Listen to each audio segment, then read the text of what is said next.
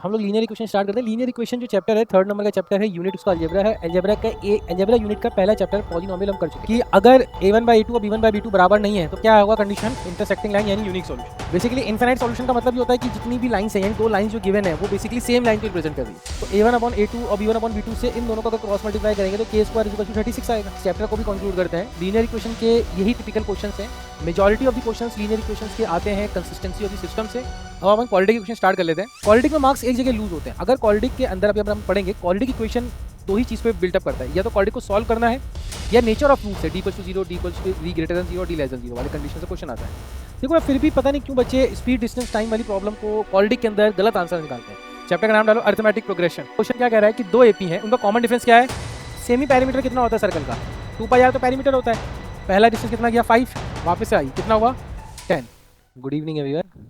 तो हम लोग आज अपना वो जो रिवीजन कंटिन्यू कर रहे थे उसी को आगे बढ़ाएंगे। अब तक हमने दो चैप्टर कर लिए हैं,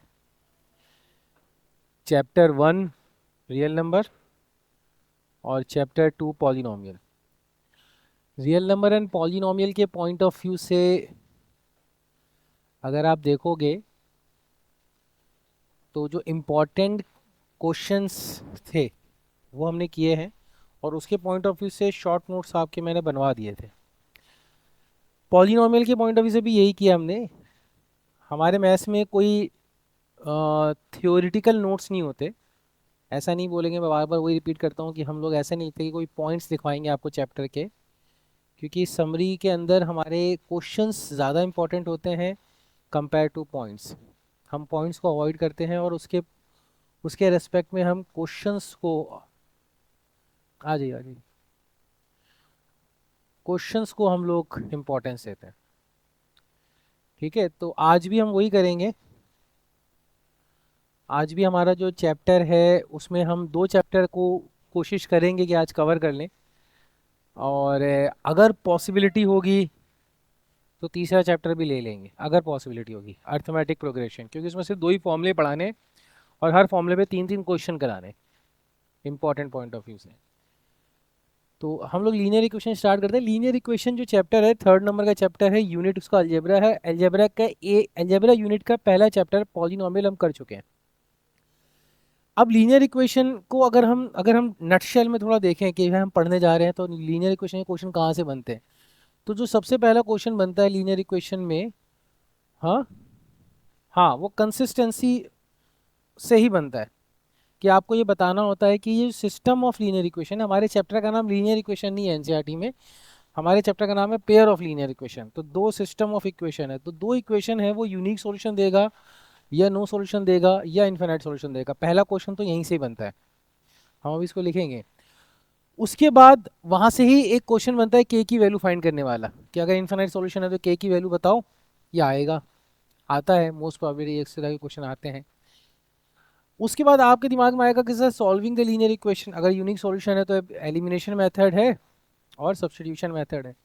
यहाँ से क्वेश्चन आता है क्या, तो यहाँ से नहीं आता है क्वेश्चन, डायरेक्ट यहाँ से नहीं आता।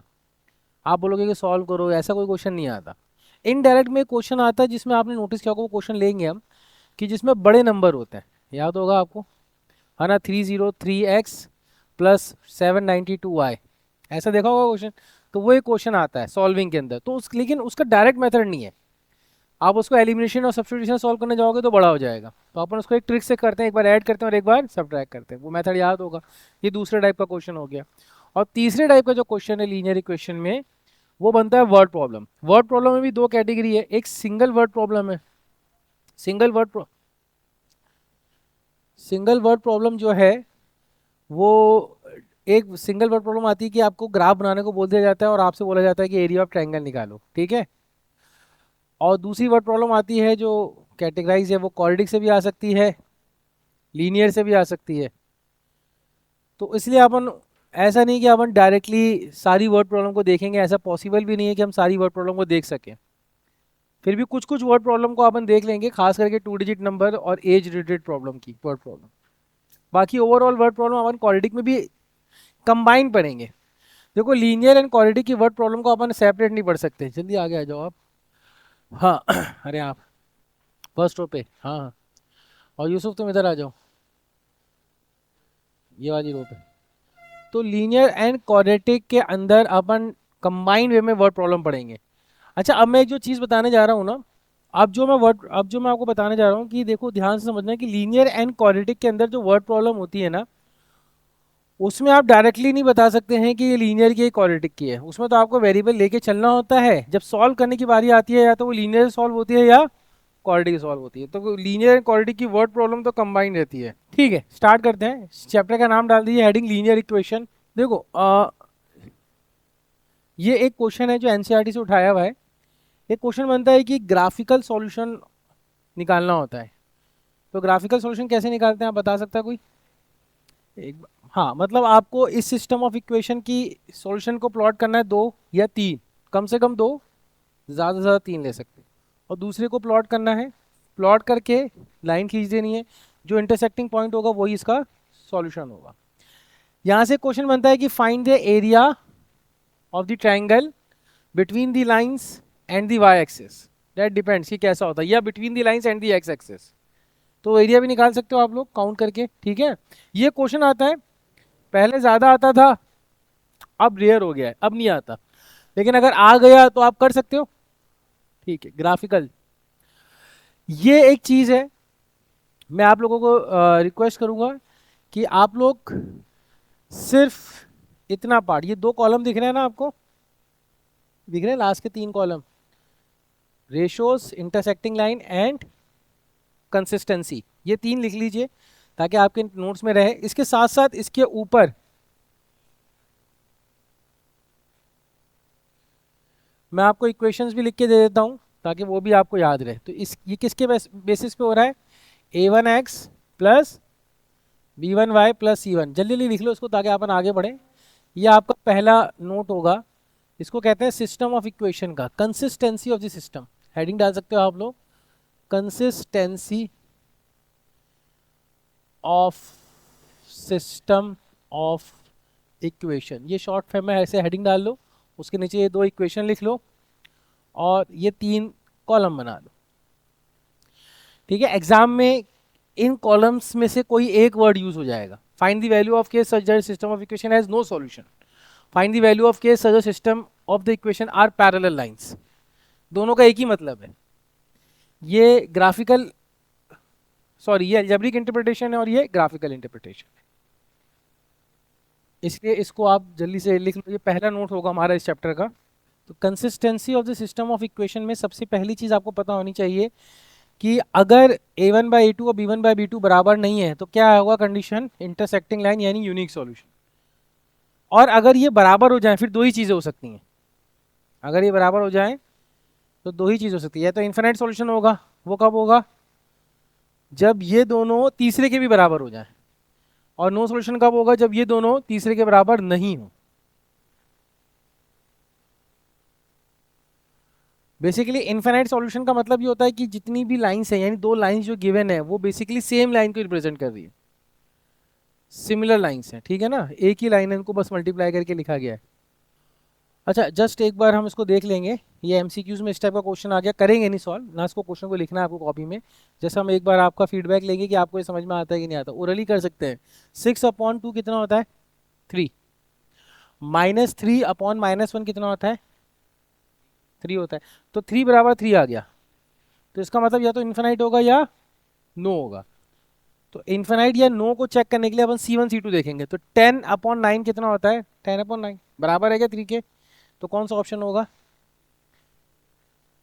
D, parallel lines, no solution. Clear है ये? किसी को दिक्कत तो नहीं है इसमें? ठीक है, वेरी गुड। बस में वर्ड प्रॉब्लम में दिक्कत आती है। अच्छा, इस क्वेश्चन को, ये भी आया है आपके एग्जाम में, एक बार बोर्ड एग्जाम में आया हुआ है। इस क्वेश्चन को देख लेते हैं। अब चाहे x इक्वल्स टू में आ जाए या y को सिंगल इक्वेशन में आएगा, y equals to 0 and y equals to -7, क्या होगा answer? Infinite solution, no solution, one solution. y is equals to 0 and y equals to -7। y equals to 0 कौन सी line है? ये y इक्वल्स टू 0 लाइन हो गई, यही है। x एक्सिस को y इक्वल्स टू 0 कहते हैं। और y इक्वल्स टू -7 कौन सी लाइन है? ये y इक्वल्स टू -7 लाइन हो गई। कोई दिक्कत है क्या? बताओ ये दोनों लाइन इंटरसेक्टिंग है कि पैरेलल है या कोइंसिडेंट है? तो आंसर क्या होगा? No solution. और सेम गोज विद, अगर ये एक्स में होता तो भी कर सकते, कोई इशू है क्या? अगर ये ऐसे होता x is equals to 3 and y equals to -7, तब आंसर क्या होता? तब यूनिक सॉल्यूशन होता, है ना? फिर क्या होता? जैसे x इक्वल्स टू 3 कहाँ पे आती? x इक्वल्स टू 3 यहाँ आती, तो ये इंटरसेक्टिंग हो जाती है ना, ये लाइन और ये लाइन। आप समझ रहे हो ना? ये कई बार ऐसा क्वेश्चन सिर्फ सिंगल वेरिएबल में आता है, तो कर लोगे। अगर सिर्फ x x है तो नो सॉल्यूशन, सिर्फ y y है तो नो सॉल्यूशन, और x और y है सिंगल में तो यूनिक सॉल्यूशन, क्योंकि इंटरसेक्टिंग बनेगी पॉइंट। ठीक है, कोई इशू है क्या? इसको लिखने की आवश्यकता नहीं, बस ये याद रखना, रिवीजन के पॉइंट ऑफ व्यू से मैंने करा दिया है। ठीक है, जैसे ये आ गया x equals to and Y equals to B, graphically कहाँ इंटरसेक्ट करेंगे? a कॉमा बी पे, यूनिक सॉल्यूशन आएगा। ठीक है, ठीक है, ये बता दिया है मैंने। ठीक है, एक क्वेश्चन इस पे करना है, कोइंसिडेंट लाइन पे कर लेते हैं। कोइंसिडेंट लाइन पे क्या होता है? Infinite solution. इस क्वेश्चन को लिख लो, सॉल्व कर लो, आंसर निकाल लो, मैं भी आपके साथ सॉल्व कर लेता हूँ। जैसे कि इसमें आएगा 3/6 is equals to -1/-k is equals to -8/-16। किसी को भी इक्वेट करोगे तो 1/2 is equals to 1/k is equals to 1/2, तो k 2 ही के बराबर होना चाहिए।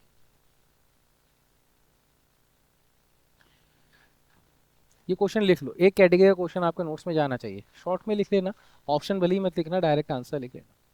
सॉल्यूशन भी ऐसे ही लिखेंगे आप, ठीक है? एग्जाम में ऐसा नहीं लिखेंगे। अगर एमसीक्यू है तो सॉल्यूशन लिखने की आवश्यकता ही नहीं है, और अगर एमसीक्यू नहीं है तो फिर अपने को पूरी कंडीशन बतानी पड़ेगी कि कोइंसिडेंट लाइन का कंडीशन होती है a1/a2 b1/b2 c1/c2 is equal, all are equal. ठीक है, मैं ये सॉल्व कर रहा हूँ इसमें, अभी आप इस क्वेश्चन को मत लिखना, मैं सॉल्व कर रहा हूँ इसमें। पैरेलल है, पैरेलल में क्या होता है? दो बराबर और तीसरा बराबर नहीं होता है। तो देखना आप कि इसमें जैसे 3/2 आ रहा है, a1/a2, कोई इशू है क्या? b1/b2 कितना हो जाएगा? 2k/5, और c1/c2 कितना हो जाएगा? 2/-1। ये बराबर नहीं होना चाहिए, तो हमें मतलब ही नहीं है, बराबर नहीं है तो फिर अपन इसको क्यों सॉल्व करें? इसको नहीं करेंगे, किसको करेंगे? इसको करेंगे। तो यहाँ से कितना आ जाएगा? ये 15/4 इज इक्वल्स टू k, ये आ गया, सही है। लेकिन फाइनल आंसर क्लेम करने से पहले बस एक बार ये चेक कर लेना कि ये k की वैल्यू यहाँ पुट करने पे कहीं 2/-1 नहीं आ जाए, ये चेक कर लेना। बात समझो मैं क्या कहना चाह रहा हूँ? भाई अपना आंसर इन दोनों को इक्वेट करके आया, अब आप k की वैल्यू सब्स्टिट्यूट करो। k की वैल्यू यहाँ पे देखते हैं 15/4, तो देखते हैं कितना आता है, 2 टाइम्स 15/4/5, तो ये कितना हो जाएगा? 2 2 ज़ा और 5 3 ज़ा, तो आंसर कितना हो जाएगा? 3/2। तो है क्या बराबर -2 के? नहीं है, तो यही आंसर है। आंसर कितना होगा? k is equals to 15/4। लेकिन सपोज करो मैं आपके सामने एक हाइपोथेटिकल सिचुएशन रख रहा हूँ कि ये बराबर आ जाता -2 के, तो फिर k की वैल्यू क्या होती? Does not exist. k की वैल्यू क्या होती? डज नॉट, क्योंकि ये बराबर नहीं होना चाहिए। इसलिए बस इन्फिनाइटली मैनी सॉल्यूशन के अंदर बस आपको, सॉरी, नो पैरेलल लाइंस या नो सॉल्यूशन के अंदर आपको बस एक चीज चेक करनी होती है कि जो k निकाला है ना, वो रखने के बाद तीनों बराबर नहीं आने चाहिए। ये एक बार क्या होता है, ट्रैपिंग क्वेश्चन होता है, वहां पे आप गलत करके आ जाते हो, आप के ही निकाल लेते हो, आपको लगता है कि सही निकाला, लेकिन वो गलत निकाला होता है। ये पहली कैटेगरी के क्वेश्चन हो गए भाई, इसमें कोई इशू नहीं आना चाहिए। जैसे कि बस इसको आप एक बार, इस क्वेश्चन को अपन एक बार चेक करते हैं, सॉल्व करते हैं, है ना? कॉपी नहीं करेंगे, मैं आपके लिए सॉल्व करूंगा, आपको ऑब्जर्व करना है। जैसे c/6, ठीक है, फिर -1/-2, और फिर 2/3, कोई इशू है क्या इसमें? तो ये दोनों तो बराबर ऑब्वियस ही बातें नहीं है, और ये दोनों को बराबर होना चाहिए। अच्छा सॉरी, इनफिनाइट सॉल्यूशन के लिए, तो इनफिनाइट सॉल्यूशन के लिए इसमें क्या रहेगा? ये तो हो ही नहीं रहा इसमें, इसमें इरेजर भी है क्या? इनफिनाइट सॉल्यूशन के लिए क्या होगा बताओ? तो फिर आंसर क्या आएगा इसका?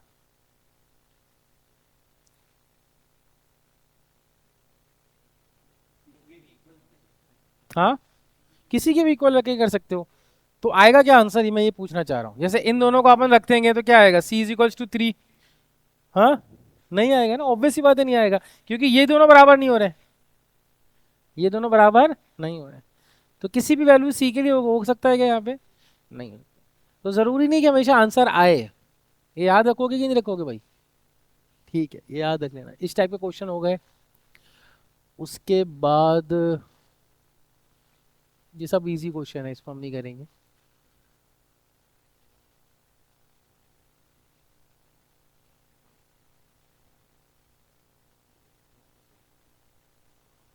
अच्छा, इसमें ये क्वेश्चन आता है, ये बोर्ड एग्जाम का यूनिक सॉल्यूशन के लिए क्वेश्चन आता है। इसका मैं आपको, इसको लिख लो, इस क्वेश्चन को लिख लो, इसका आंसर मैं बस लिखना सिखाऊंगा आपको। यूनिक सॉल्यूशन में होता है कि A1/A2 किसके बराबर नहीं होना चाहिए? B1/B2 के बराबर नहीं होना चाहिए। तो इसका आंसर आएगा कि P4 नहीं होगा, बाकी सब हो सकता है, राइट? तो P is any real number, ये इसका आंसर होगा, एक्सेप्ट, ये बच्चे लिखने जरूरी है, एक्सेप्ट 4। यूनिक सॉल्यूशन का आंसर अपन ऐसे लिखते हैं, ठीक है? यूनिक सॉल्यूशन में ऑब्वियस ही बात है, यूनिक सॉल्यूशन तो बहुत सारी वैल्यूज के लिए एग्जिस्ट कर सकता है। तो किसके लिए यूनिक सॉल्यूशन एग्जिस्ट नहीं करेगा, बस वही लिखना तब, ठीक है? ये भी एक इंपॉर्टेंट क्वेश्चन है, इसको भी लिख ही लेते हैं, लिख लीजिए। ये आता है बहुत बार, प्री बोर्ड में भी आ चुका होगा। इनफिनिट सॉल्यूशन में तीनों बराबर होना चाहिए, राइट है? इसको लिख लो यार जल्दी से।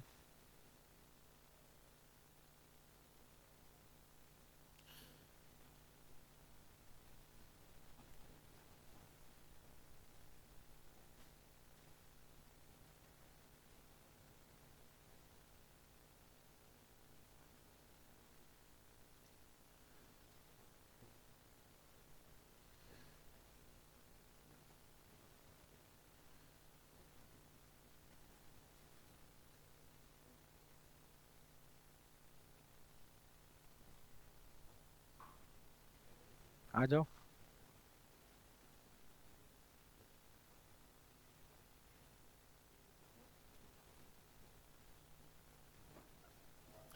ठीक है, देखो इसमें ना, अरे बस बातें नहीं, के की अपने को वैल्यू निकालनी थी कि इनफाइनाइट सॉल्यूशन एग्जिस्ट करे। अब इस टाइप के क्वेश्चन में आपको एक आंसर रिजेक्ट करना होता है, बहुत ध्यानपूर्वक देख लो, इस टाइप के क्वेश्चन में आपको एक आंसर रिजेक्ट करना होता है। जो रिजेक्ट करना होता है वो अपने को दूसरे सॉल्यूशन से पता चलेगा। तीनों बराबर होने चाहिए इनफाइनाइट सॉल्यूशन के लिए, बराबर किया, आंसर निकाला, पहले दो को सॉल्व किया तो ±6 आया, और दूसरे दो को सॉल्व किया तो 6 आया। तो क्या होगा, कॉमन सॉल्यूशन क्या होगा, 6 होगा। तो एक को किसको रिजेक्ट किया अपन ने, -6 को, ठीक है? ये याद रखना। इसमें कोई दिक्कत है क्या आरव? ठीक है, तो सारे क्वेश्चन मैंने करा दिए कंसिस्टेंसी ऑफ सिस्टम से, consistency of the system of equation के लगभग लगभग सारे क्वेश्चन हमने करा दिए हैं, तो उसमें आपको कोई इशू होना नहीं चाहिए, आई थिंक सो। फिर भी अगर कोई क्वेश्चन ऐसा बनता है, आप जब रिवीजन करो और फिर आपको समझ में नहीं आए तो मुझे बता देना, अपन उसको बाद में डिस्कस कर लेंगे, अलग से भी ले लेंगे। भैया इसमें इनफाइनाइट सॉल्यूशन निकालना था, तो A1/A2, B1/B2, C1/C2 किया। तो A1/A2 और B1/B2 से इन दोनों का अगर क्रॉस मल्टीप्लाई करेंगे तो k² = 36 आएगा, और यहाँ पे क्रॉस मल्टीप्लाई करेंगे तो ये k और ये k cancel, minus minus cancel, तो 3 = k-3 आ जाएगा।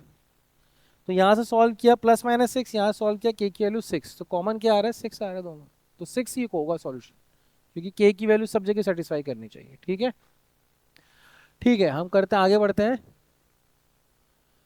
अच्छा, इस टाइप के क्वेश्चन में आपको p और q दो दो वैल्यू दे देते हैं, ये वाले क्वेश्चन हम अभी इसको लिखेंगे नहीं, लेकिन इसमें क्या होगा, दो इक्वेशन बनेगी और दो इक्वेशन को क्या करना होगा, p और q की वैल्यू को क्या करना होगा, सॉल्व करना होगा, तो दो वैल्यू आ जाएंगी, ठीक है ना? मैं आपको बस एक रोड मैप दे रहा हूँ, उसको लिखना नहीं है, ये कम चांसेस है, ये आर डी शर्मा से उठाया हुआ एग्जाम्पल का क्वेश्चन है, लेकिन फिर भी अगर आपके इसमें तो कोई इन्फिनाइट सॉल्यूशन है तो यहाँ से आपको दो वैल्यू मिलेंगी, ये तो समझ में आ गया होगा सबको, राइट है? इसमें कोई इशू है क्या, नहीं। यहाँ से एक इक्वेशन बनेगी और यहाँ से दूसरी, दोनों इक्वेशन किस में होंगी, p और q में। तो p और q की वैल्यू निकालने के लिए दोनों को क्या करना होगा, सॉल्व, किस मेथड से, सब्स्टिट्यूशन या एलिमिनेशन, ठीक है ना? यहाँ पे सिंगल वेरिएबल नहीं है, k नहीं है, p और q है। तो ये क्वेश्चन जब आता है तो 3 मार्क्स में आता है, इस टाइप का क्वेश्चन, ठीक है? उसको याद रखना, आप कर लोगे ऐसे क्वेश्चन, बल्कि देखे भी होंगे आपने पहले भी ऐसे क्वेश्चन, ठीक है, जब आपने किए होंगे। ये स्पेशल टाइप का क्वेश्चन हो गया है सॉल्विंग के अंदर, ये मैं बता रहा था आपको। ठीक है, इसमें क्या करना होता है, एक बार प्लस और एक बार, इसकी पहचान क्या है कि इसके कोफिशिएंट जो होंगे वो क्या होंगे, इंटरचेंज होंगे। जैसे यहाँ पे 21x दिख रहा है तो यहाँ पे 21y दिख रहा होगा। एक बार ऐड करना होता है और एक बार सब्ट्रैक्ट करना होता है। सिर्फ आप ये इक्वेशन लिखोगे, क्वेश्चन नहीं लिखोगे, सिर्फ इक्वेशन लिखोगे और उसका सॉल्यूशन लिखोगे। जल्दी लिख लो जो मैं लिख रहा हूँ,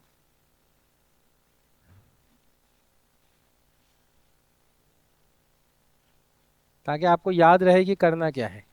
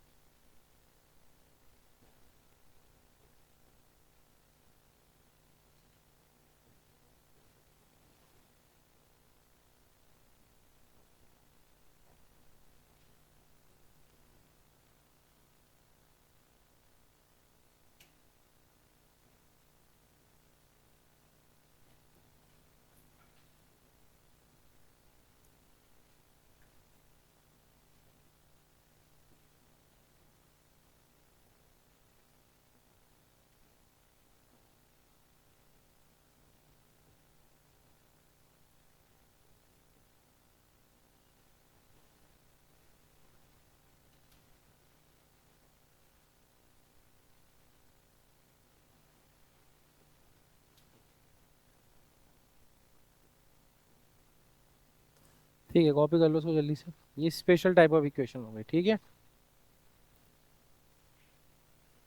एक बार ऐड किया है और एक बार सब्ट्रैक्ट किया है। पहचान, पहचान ये है कि सर कोफिशिएंट इंटरचेंज होंगे। मैंने फिर भी जब एक बार टेस्ट लिया था आप लोगों का, तो मैंने कई लोगों को देखा था कि इसमें वो लोग सब्स्टिट्यूशन या एलिमिनेशन यूज कर रहे हैं। Don't do this.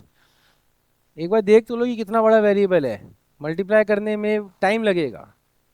तो एक बार चेक कर लो कि यार ये बड़ा क्वेश्चन आया है तो कोई दूसरा मेथड तो नहीं है, कोई शॉर्टर मेथड तो नहीं है, कहीं वेरिएबल इंटरचेंज तो नहीं है। अगर वेरिएबल इंटरचेंज है तो फिर हम क्या करेंगे, हम एक बार ऐड और एक बार सब्ट्रैक्ट करेंगे। ठीक है, एक ये क्वेश्चन आता है, ये एनसीईआरटी का क्वेश्चन है, बोर्ड में आया हुआ है कि सॉल्व दिस। एक बार सॉल्व करोगे, किसी में सॉल्व कर लो, एलिमिनेशन एंड सब्स्टिट्यूशन। जो एक्स और वाई की वैल्यू आएगी वो यहाँ पुट करेंगे और क्या निकाल लेंगे, एम की वैल्यू। ठीक है ना, एनसीईआरटी का क्वेश्चन है ये, आया हुआ है। स्टैंडर्ड सॉरी बेसिक वालों में ये फेवरेट क्वेश्चन है, 2 मार्क्स में आता है। ठीक है, एनसीईआरटी का है इसलिए मैं इसको सॉल्व नहीं करूँगा, एनसीईआरटी तो आपको वैसे भी पूरी सॉल्व करनी है। बोर्ड एग्जाम से पहले पहले आपको एग्जाम में जाने से पहले एनसीईआरटी एक बार फिर सॉल्व कर लेना जरूर, वहाँ पे ये क्वेश्चन आपको दिख जाएगा। ठीक है, अब देखो ये सारे क्वेश्चन एनसीईआरटी से लिए हुए हैं, वर्ड प्रॉब्लम के क्वेश्चन है। वर्ड प्रॉब्लम के क्वेश्चन में अपने को ना देखो, सिर्फ अपने को कुछ लैंग्वेज का ट्रांसलेशन समझ में आना चाहिए, और वो ट्रांसलेशन अगर आपको आता है तो आप क्वेश्चन की फ्रेमिंग अच्छे से कर लोगे। बहुत ध्यानपूर्वक, खास करके स्पीड डिस्टेंस टाइम वाले क्वेश्चन, उसमें आप लोग मिस्टेक करते हो, मैं आप लोगों की मिस्टेक बता रहा हूँ कहाँ होती है। जो स्पीड डिस्टेंस टाइम वाले क्वेश्चन होते हैं, एक तो उसमें बहुत ज़्यादा मिस्टेक होती है, और एक एज रिलेटेड क्वेश्चन में होती है। बाकी क्वेश्चन बच्चों कंफर्टेबली कर लेते हैं, मेरा एक्सपीरियंस कहता है, अगर आपने 2-3 बार किए हुए हैं प्रैक्टिस तो आप कर लेते हो। बाकी क्वेश्चन जो जनरल कैटेगरी के होते हैं, एक 2 डिजिट नंबर का क्वेश्चन आता है। 2 डिजिट नंबर किसे कहते हैं, जिसमें 2 डिजिट हो। कोई एग्जाम्पल, 26। 26 को अपन डिजिट फॉर्म में लिखते हैं, लेकिन एक इसका एक्सपेंडेड फॉर्म है। उसमें कैसे लिखेंगे इसको, 10 × 2 + 6। जो 10th डिजिट होता है उसको किससे मल्टीप्लाई करते हैं, 10 से, और उसमें क्या कर देते हैं, यूनिट डिजिट ऐड कर देते हैं। 26 को रिवर्स करेंगे तो क्या बनेगा, 62। उसका एक्सपेंडेड फॉर्म 10 × 6 + 2। ये 2 डिजिट नंबर का याद रखना। जब भी 2 डिजिट नंबर की बात हो तो आपको एक्स वाई नहीं अज्यूम करना है, आपको क्या अज्यूम करना है, 10x + y, और इसका रिवर्सिबल फॉर्म 10y + x। ठीक है, बाकी एज रिलेटेड क्वेश्चन के अंदर आपको क्या बनानी होती है, टेबल। कहाँ से स्टार्ट करना होता है, प्रेजेंट। प्रेजेंट को क्या मार्क करते हैं, 0, और उसके दोनों कितने परसेंट होंगे, हमेशा 2। एक को 0 x मानना और एक को, आपकी क्वेश्चन की फ्रेमिंग क्या होगी, या तो 5 साल बाद की बात हो रही होगी या 10 साल पहले की बात होगी। जो कंडीशन लगेगी वो कंडीशन आपको लगा देना है। हम सारे क्वेश्चंस नहीं करेंगे, हम इसमें से कुछ क्वेश्चंस उठाते हैं और उसमें से एक क्वेश्चन करते हैं। जैसे कि ये एक क्वेश्चन आप नोटिस करो कि ये वाला जो क्वेश्चन है ये आपके बोर्ड एग्जाम में आया हुआ है। तो जब ये आया हुआ है तो इसको देख लेते हैं। इसको हम सॉल्व नहीं करेंगे, बस आपसे मैं आपको कुछ जनरल इन्फॉर्मेशन आपसे चाह रहा हूँ। ये कह रहा है कि the larger of 2 supplementary angle. तो बस इसमें एक चीज़ पता होनी चाहिए कि सप्लीमेंट्री एंगल किसे कहते हैं, किसे कहते हैं, जिनका सम 180 डिग्री हो। तो सप्लीमेंट्री एंगल्स हैं, तो अपन क्या मान लेंगे, वो दो एंगल कौन है, एक्स और वाई। ये क्या हो गई पहली इक्वेशन। अब कह रहा है कि जो लार्जर एंगल है, तो इसमें से किसी को एक को लार्जर मानना पड़ेगा। किसको मानने, एक्स को। तो the larger of to supplementary angle exceeds the smaller by 18। जो लार्जर है वो स्मॉलर से कितना बड़ा है, ये कौन सी इक्वेशन हो गई, सेकंड। सॉल्व हो जाएगी। बाकी क्वेश्चन में इतना दम है नहीं, वो आप एक बार जब एनसीईआरटी सॉल्व करोगे तो करेंगे अपन। इसके अलावा कुछ और क्वेश्चन है। एक आता है, ये क्वाड्रिक में भी बनता है और लीनियर में भी आता है। इसमें लाइब्रेरी भी आ जाती है और टैक्सी वाले चार्ज में भी आ जाते हैं। Fix charge and variable charge.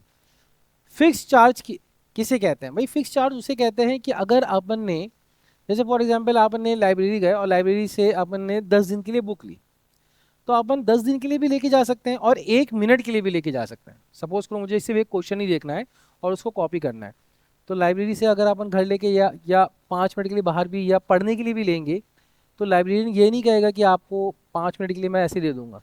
वो कहेगा कि आप चाहे 1 मिनट के लिए लो, चाहे कितने भी दिन के लिए लो, आपको एक फिक्स अमाउंट तो देना ही है, जैसे ही आपने बुक परचेज करी। बहुत ध्यान समझना इस चीज़ को, है ना, क्योंकि फिक्स चार्ज और वेरिएबल चार्ज में कन्फ्यूजन होता है। क्वेश्चन की लैंग्वेज बड़ी होती है। इस तरह के क्वेश्चन कैसे होते हैं, पैराग्राफ टाइप के होते हैं, बड़े क्वेश्चन होते हैं। इसमें भी देखो कि ये क्वेश्चन बड़ा है, दिख रहा है ना आपको, तो क्वेश्चन जनरली बड़ा दिखेगा ऐसा, लेकिन ईजी होता है। इसी तरह जैसे आपने टैक्सी हायर करी, बोला सर मैं टैक्सी हायर करा, टैक्सी आ गई, उसने बोला कि सर मुझे बस यहाँ तक, ये जो चौराहा है मृदंग का वहाँ तक छोड़ दो आप। टैक्सी वाला छोड़ेगा ही नहीं, बोलेगा सर शॉर्ट डिस्टेंस में जाऊँगा नहीं मैं, लेकिन फिर भी अगर जाऊँगा तो 50 रुपये तो लूँगा। आप बोले सर 50 रुपये स्टेशन चले जाऊँगा। तो ये नहीं होता टैक्सी और लाइब्रेरी में। अगर आपने शॉर्टर डिस्टेंस के लिए, शॉर्टर टाइम के लिए कोई चीज़ हायर करी, तो कुछ फिक्स अमाउंट तो देना ही पड़ेगा, अदरवाइज उसका नुकसान होगा। आर यू गेटिंग और नॉट। तो इसलिए ये सारी जो इस तरह के जो बिजनेस होते हैं, इसमें फिक्स और वेरिएबल चार्ज चलता है। तो अगर आपने कुछ शॉर्टर टाइम के लिए लिया है तो फिक्स चार्ज तो देना ही देना है। उस शॉर्टर टाइम के कंक्लूड होने के बाद, खत्म होने के बाद, जो एक्स्ट्रा टाइम होता है उसको क्या कहते हैं, वेरिएबल चार्ज। वो पर डे या पर आवर के हिसाब से चार्ज होता है, या पर किलोमीटर के हिसाब से चार्ज होता है। ये बात समझ में आ रही है। अब इस क्वेश्चन को पढ़ते हैं टैक्सी वाले को।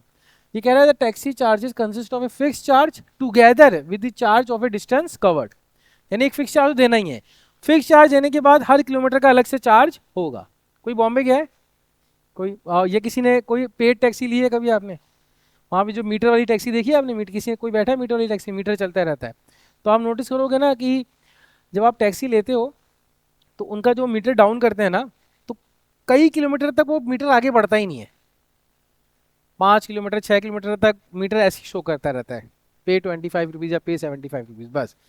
जैसे ही कुछ किलोमीटर एक्सीड हो जाता है ना, तो मीटर फास्ट मूव करने लगता है। वो क्या शो कर रहा होता है कि कुछ किलोमीटर के लिए तो क्या चार्ज फिक्स है, और उस किलोमीटर को क्रॉस किया, अब पर किलोमीटर का चार्ज लगने लग जाएगा। समझ में आ रही क्या बात आपको। वैसे यहाँ पे कि डिस्टेंस कवर्ड का चार्ज अलग से होगा, लेकिन वो फिक्स चार्ज के बाद। अब क्या कह रही कहानी कि 10 किलोमीटर के लिए चार्ज पेड किया उसने 105। 10 किलोमीटर के लिए अपन ने ट्रैवल किया और अपन ने 105 रुपये बिल आया। तो वो 105 रुपये में क्या क्या इंक्लूड होगा, फिक्स चार्ज भी होगा और पर किलोमीटर का भी होगा। तो इसमें अपने को दो चीज़ अज्यूम करनी होगी, एक तो फिक्स चार्ज अपन रुपीज़ एक्स मानेंगे, और जो किलोमीटर वाला चार्ज है उसको क्या मानेंगे अपन, रुपीज़ वाई पर किलोमीटर। ये लिखना आवश्यक है। वहाँ पे पर किलोमीटर लिखा है क्या, नहीं। अब कितने किलोमीटर ट्रैवल किया इसने, 10, तो एक्स तो देना ही है उसको, X plus 10y is equals to 10। और 15 किलोमीटर के लिए x प्लस 15y, दोनों को क्या कर लेंगे, सॉल्व।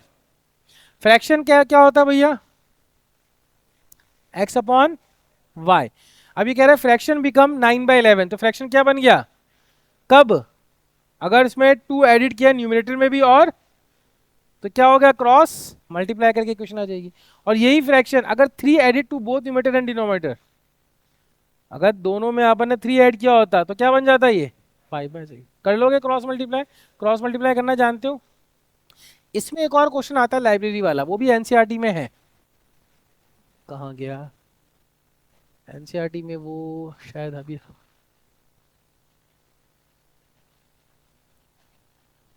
ये रहा देखो। इसमें कंफ्यूजन देखो, इसमें क्या रहता है, a lending library has a fixed charge for first 3 days. अब देखो लास्ट क्वेश्चन में आपने को बोला था कि 10 किलोमीटर का चार्ज आपने क्या लिखा था, x प्लस 10y, याद आ रहा है। अब यहाँ पे कह रहा है कि पहले 3 दिन का ही फिक्स चार्ज है, बात समझो। और टोटल पहले पहले सरिता ने कितने रुपए दिए हैं? 7 डेज के लिए। तो सरिता ने जब 7 डेज के लिए बुक ली होगी तो 7y लिखेंगे। ये बात समझ में आ रही है आप लोगों को? ये कंफ्यूजन नहीं होना चाहिए, मैंने देखी मिस्टेक। तो फिक्स चार्ज कितना माना अपन ने? x। लेकिन फिक्स चार्ज कितने दिन के लिए था? 3 दिन के लिए। लेकिन इसे टोटल बुक कितने दिन के लिए? 7। तो बचे कितने? 4। 4 का 4y होगा। आरव तुम्हें तुम्हारे डाउट तो शायद एक बार क्लियर हो गया आज। कई लोगों ने पूछा भाई कि 7y नहीं होगा, पर टैक्सी वाले में क्या होगा? क्योंकि वो टोटल टुगेदर आ रहा है। क्या आ रहा है? टुगेदर आ रहा है। अच्छा, टैक्सी वाले में वैसे तो आएगा नहीं, लेकिन बाई चांस उसने मॉडिफाई कर दिया क्वेश्चन। उसने ये बोला कि पहले 10 किलोमीटर के लिए तो चार्ज इतना है, या पहले 5 किलोमीटर के लिए चार्ज उतना, सपोज करो फिक्स है, ठीक है, फिर हर किलोमीटर के लिए है, तो उसमें क्वेश्चन क्या बनेगी? x + 5y, क्योंकि टोटल उसने कितना ट्रैवल किया था? 10 किलोमीटर। पहले 5 के लिए तो फिक्स हो गया, अगले 5 के लिए 5y। लेकिन उन्हें इनिशियली ऐसा बोल दिया है कि टुगेदर ही होगा चार्ज, यानी फिक्स तो देना ही देना है, पर किलोमीटर के हिसाब से भी देना है। ठीक है, ये हो गया हमारा। ये क्वेश्चन हम नहीं लिखेंगे। अब जो क्वेश्चन लिखना चाह रहे हैं हम, वो ये लिख लो, एक एज वाला क्वेश्चन लिख लो, ताकि आपको एज वाले क्वेश्चन में क्या बनानी होती है? टेबल। 5 ईयर हैंस का मतलब क्या होता है? 5 साल बाद। और 5 ईयर्स अगो का मतलब क्या होता है? 5 साल पहले। इन सारे एज रिलेटेड क्वेश्चन को देखते ही अपने को एक्स और वाई अज्यूम कर लेना है क्या? नहीं। क्या बनानी है सबसे पहले? टेबल, फिर क्वेश्चन पढ़ना है। जैसे ही एज वाला क्वेश्चन आ गया, पहले टेबल बनाओगे, जैकब सन, तो जैकब को मानेंगे एक्स और सन को मानेंगे वाई। 5 ईयर्स हेंस, 5 साल बाद, तो जैकब कितना हो गया? एक्स प्लस, और सन भी कितना हो गया? Y plus 5। अब क्वेश्चन पढ़ेंगे। 5 years later Jacob, the age of Jacob कितनी है? X plus 5। विल बी, तो एक्स प्लस 5, विल बी का क्या मतलब होता है? Equals to 3 times that of his son, तो सन कितना है? Y plus 5। ये क्या हो गई? पहली इक्वेशन। और 5 साल पहले जैकब कितना है? एक्स माइनस 5, और सन कितना है? Y minus 5। तो Jacob was X minus 5 will be 7 time that of his son. ये सेकंड इक्वेशन हो गई। दोनों को सॉल्व करना है। ये सॉल्यूशन लिख लेना, टेबल बना लेना, ताकि आपके दिमाग में रहे कि एज रिलेटेड क्वेश्चन में आपको टेबल बनानी होती है। Without table age related question मत टच करना, गलत ही करके आओगे। ये क्वेश्चन देखते हैं। The sum of 2 digit number, so copy कर लो। 2 डिजिट नंबर क्या होता है? 10x plus y. The sum of 2 digit number is the sum of the digits of a 2 digit number. नहीं, ध्यान से पढ़ो क्वेश्चन क्या है। The sum of the digits of a 2 digit number. तो 2 डिजिट नंबर की जो डिजिट्स हैं, तो x और y है डिजिट्स। x और y क्या है? तो इसमें क्या लिखेंगे? x plus Y is equal to 9। फिर क्या कह रहा है? Also 9 time this number. 9 time this number कौन है? यही जो 2 डिजिट नंबर है। This number is twice the number obtain by reversing the digit. ये दूसरी क्वेश्चन हो गई, सॉल्व कर लेंगे। 10y प्लस एक्स, नहीं, एक ही। आप किस पहला नंबर कौन सा अज्यूम कर रहे हो उसके ऊपर डिपेंड करता है। हाँ, आपने अगर अज्यूम किया let the 2 digit number be 10y plus X, तो उसका उल्टा कितना हो जाएगा? 10x plus 5। अगर हमने पहला नंबर ये अज्यूम किया कि late the 2 digit number will be 10x plus y, तो उसका ऑर्डर, डिजिट का ऑर्डर रिवर्स करोगे तो 10y प्लस एक्स हो जाएगा। यश, इसमें ऐसा है कि the sum of the digits of a 2 digit number, 2 digit number अगर कोई है, जैसे 26 है, तो इसके डिजिट कौन से हो गए? 2 और 6, ठीक है ना। तो अगर आपने एक्स वाई माना है तो उसके डिजिट्स कितने हो जाएंगे? X plus y, sum of the digits of the 2 digit number. ये एक्स प्लस वाई क्या है? 9 के बराबर। फिर कह रहा है also 9 time this number. This का मतलब क्या हो गया? 2 डिजिट नंबर।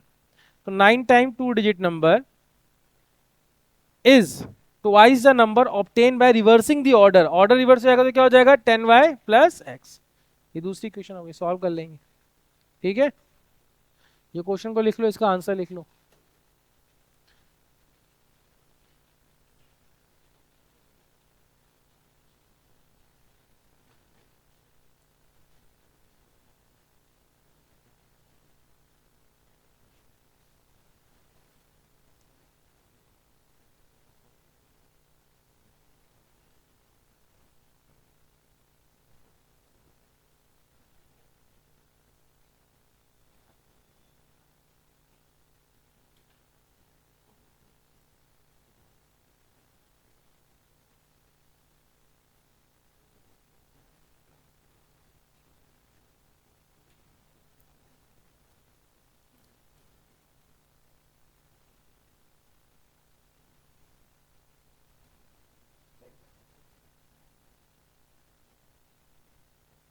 ठीक है, आगे बढ़ते हैं।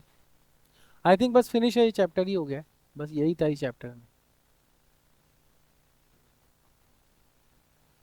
ठीक है, एक क्वेश्चन और करते हैं। Places A and B are 100 kilometre apart. ये क्वेश्चन लिख लो। Places A and B are, last question है लीनियर इक्वेशन का, are 100 kilometre apart. One car start from A and another from B at the same time. If the car travel in the same direction at different speed, they meet in 5 hours. If they travel toward each other, they meet in 1 hour. What are the speed of the two cars? ऐसा कोई बच्चा है जो इस question को explain कर दे और मुझे बता दे कि कैसे होगा ये सॉल्व? आपके स्कूल में भी कराया होगा डेफिनेटली ये क्वेश्चन, आपके एग्जाम में भी आया होगा, किसी न किसी के एग्जाम में ये क्वेश्चन। कैसे होगा? क्वेश्चन लिख लो जल्दी से।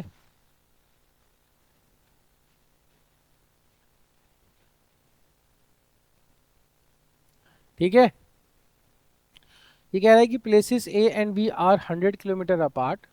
One car start from a and another from b at the same time. If they travel in the same direction, they meet in 5 hours. If they travel in opposite direction, that is towards each other, they meet in 1 hour. What are the speeds of the two cars? तो speeds of the two cars को क्या मानेंगे? x upon y। देखो, इसको करने के दो तरीके हैं। मैंने बड़ा भी एक तरीका सिखाया क्लास में, एक बताया था l मान के, किसी को याद है वो तरीका? ठीक है, और एक फिजिक्स वाला तरीका है रिलेटिव स्पीड वाला, तो उससे भी कर सकते हो। तो किस किस को एल वाला तरीका याद है? इसमें अपन ए और बी के डिस्टेंस को एल मान लेते हैं। किसी को याद है ये? याद है? कर सकता है कोई क्वेश्चन क्लास में, एनसीईआरटी का क्वेश्चन है, आप में से कोई है जो इस क्वेश्चन को सॉल्व कर दे? कर सकते हो? देखो, ये क्वेश्चन हमारे सिलेबस से हट गया है। देखो, ये ए पोजीशन हो गई है, ये बी पोजीशन हो गई है। ठीक है, पोजीशन का मतलब हो गया एक प्लेस है। यहाँ से जो स्पीड है x किलोमीटर पर आवर, और यहाँ से स्पीड मानते हैं y किलोमीटर पर आवर। अब दोनों की दो कंडीशन है। एक तो ये है कि वो सेम डायरेक्शन में मूव करे, तो सेम डायरेक्शन में अगर मूव करेंगे तो कहीं यहाँ पे जाके मिलेंगे, पर ये कितने डिस्टेंस में मिल रहा है ये अपने को नहीं पता, लेकिन ये डिस्टेंस पता है, ये कितना है? 100। और ये क्या मान लेते हैं अपन? l। तो मुझे बताओ कि अगर ये सी पे जाके मिलते हैं तो ए ने कितना ट्रेवल किया? 100 प्लस है। तो टाइम कितना लगेगा ए को? 5 आवर्स, क्योंकि ए ये मीट करें 5 आवर्स में, ये लिखा हुआ ना, तो ए को कितना लगा होगा? 5 आवर्स ही लगा होगा। और टाइम का फॉर्मूला कितना होता है? Distance upon speed. तो 100 प्लस एल अपॉन स्पीड कितनी है कि एक्स, तो ये कितना आ जाएगा? 5x is equals to 100 plus. इसमें कोई डाउट है?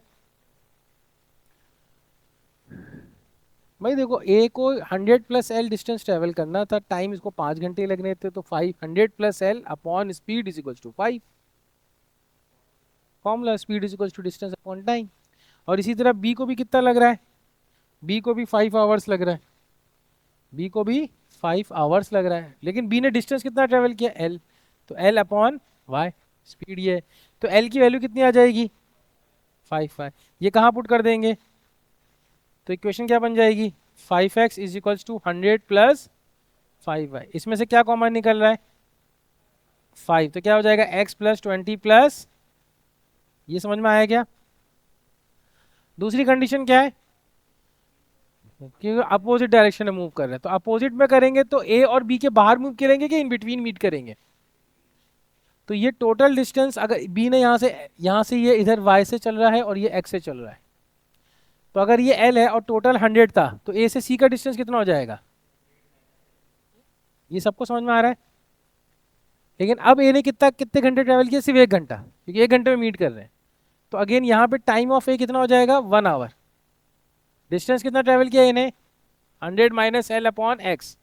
तो इक्वेशन क्या बनेगी? x is equals to 100 minus, और b ने कितना ट्रेवल किया डिस्टेंस, सॉरी टाइम कितना लिया? 1 ही आवर लिया, लेकिन डिस्टेंस कितना ट्रेवल किया है?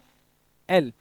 तो यहाँ से y की वैल्यू कितनी आ जाएगी? l। ये कहाँ पुट करेंगे? तो यहाँ से इक्वेशन क्या बनेगी? x is equals to 100 minus, दो इक्वेशन है, दो वेरिएबल है, सॉल्व हो जाएगा। कॉपी कर लो। मेक श्योर कि ये क्वेश्चन आपको समझ में आया, ये आ सकता है एग्जाम में, याद रखना। इस क्वेश्चन के साथ हम इस चैप्टर को भी कंक्लूड करते हैं। लीनियर इक्वेशन के यही टिपिकल क्वेश्चंस हैं। Majority of the questions linear equations के आते हैं कंसिस्टेंसी ऑफ द सिस्टम से। कभी कभी 2 मार्क्स का क्वेश्चन आ जाता है सॉल्विंग, लेकिन वो इंटरचेंज ऑफ द वेरिएबल वाले होते हैं। और वर्ड प्रॉब्लम के क्वेश्चन 3 मार्क्स में आते हैं, रेयर है लेकिन आ सकता है। और एक और क्वेश्चन आता है ग्राफ वाला, जिसमें एरिया ऑफ ट्रायंगल निकालना होता है, वो हमने पहला क्वेश्चन नहीं किया था, तो बस ये याद रख लो। लीनियर इक्वेशन आसान चैप्टर है। ऐसा कभी भी नहीं हुआ मेरे एक्सपीरियंस में कि किसी कोई बच्चा लीनियर इक्वेशन का क्वेश्चन एग्जाम में गलत करके आ जाए। अगर आप लीनियर इक्वेशन का क्वेश्चन एग्जाम में गलत करके आ रहे हो तो इसका मतलब बहुत पुअर प्रैक्टिस है। लीनियर इक्वेशन क्वेश्चन डिफिकल्ट नहीं आते, जनरली इजी ही आते हैं। वर्ड प्रॉब्लम अगर आपको कोई डिफिकल्ट लगती है तो आप मेरे से अलग से भी पूछ सकते हैं। देखो, अब अपन क्वाड्रेटिक क्वेश्चन स्टार्ट कर लेते हैं, फिर अपन थोड़ा सा ब्रेक लेंगे बीच में। क्वाड्रेटिक बहुत आसान चैप्टर है।